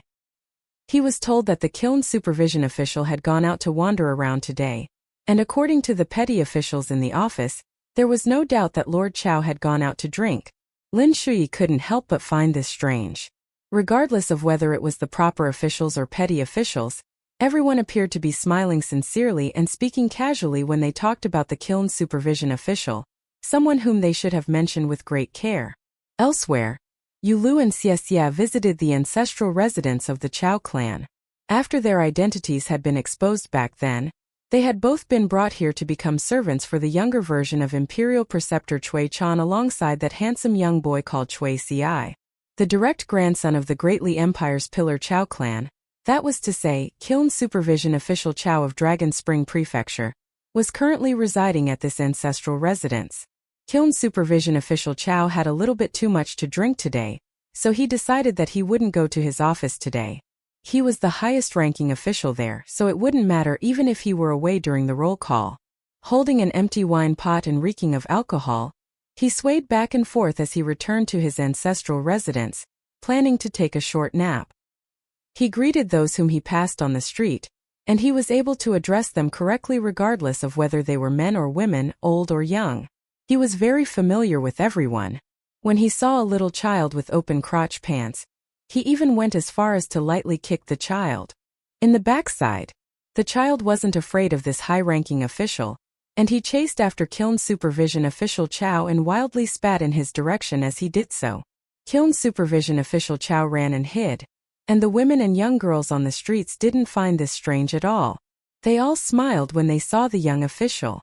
It took kiln supervision official Chow a great deal of effort to break free from the little bastard's pursuit, and he coincidentally came across Yu Lu and Xie when he was halfway home. Perhaps recognizing or guessing their identities, the drunk and carefree kiln supervision official Chow asked Yu Lu whether he could drink or not. Yu Lu replied that he could drink a little bit, and kiln supervision official Chow shook around his empty wine pot before tossing the house keys to Yu Lu and turning around to run to a wine shop. Yu Lu felt slightly helpless while Xie asked, "Can this kind of person truly become the next clan leader of the Chow clan? Perhaps only this kind of person can fulfill the role," Yu Lu replied with a smile. Xie responded with a cold humph. Compared to the refined and diligent county magistrate Yuan, kiln supervision official Chow was renowned for his casual and carefree nature. He had simply walked through each of the large dragon kilns once before never visiting them again. However, he often ran around the small town or the prefectural city, and he liked to purchase wine and invite others over for a drink. He was even fonder of speaking nonsense with other people, and he was barely ever seen without a pot of wine in his hand. The only difference was whether the pot was empty or not. The men in the small town all liked to drink and chat with this official from the capital, and a large group of idle men who enjoyed drinking would immediately gather around kiln supervision official Chow whenever he appeared in the small town. They would listen to kiln supervision official Chow's interesting stories about the capital, and none of them could care less whether these stories were true or false. They simply enjoyed the atmosphere. In any case, kiln supervision official Chow would often say one thing whenever he became drunk: "The wine money is on me today." The women in the small town all liked this young official who had an enchanting smile. In their eyes, this young official was no inferior to the young Taoist priest who had run a fortune-telling stall in the small town in the past.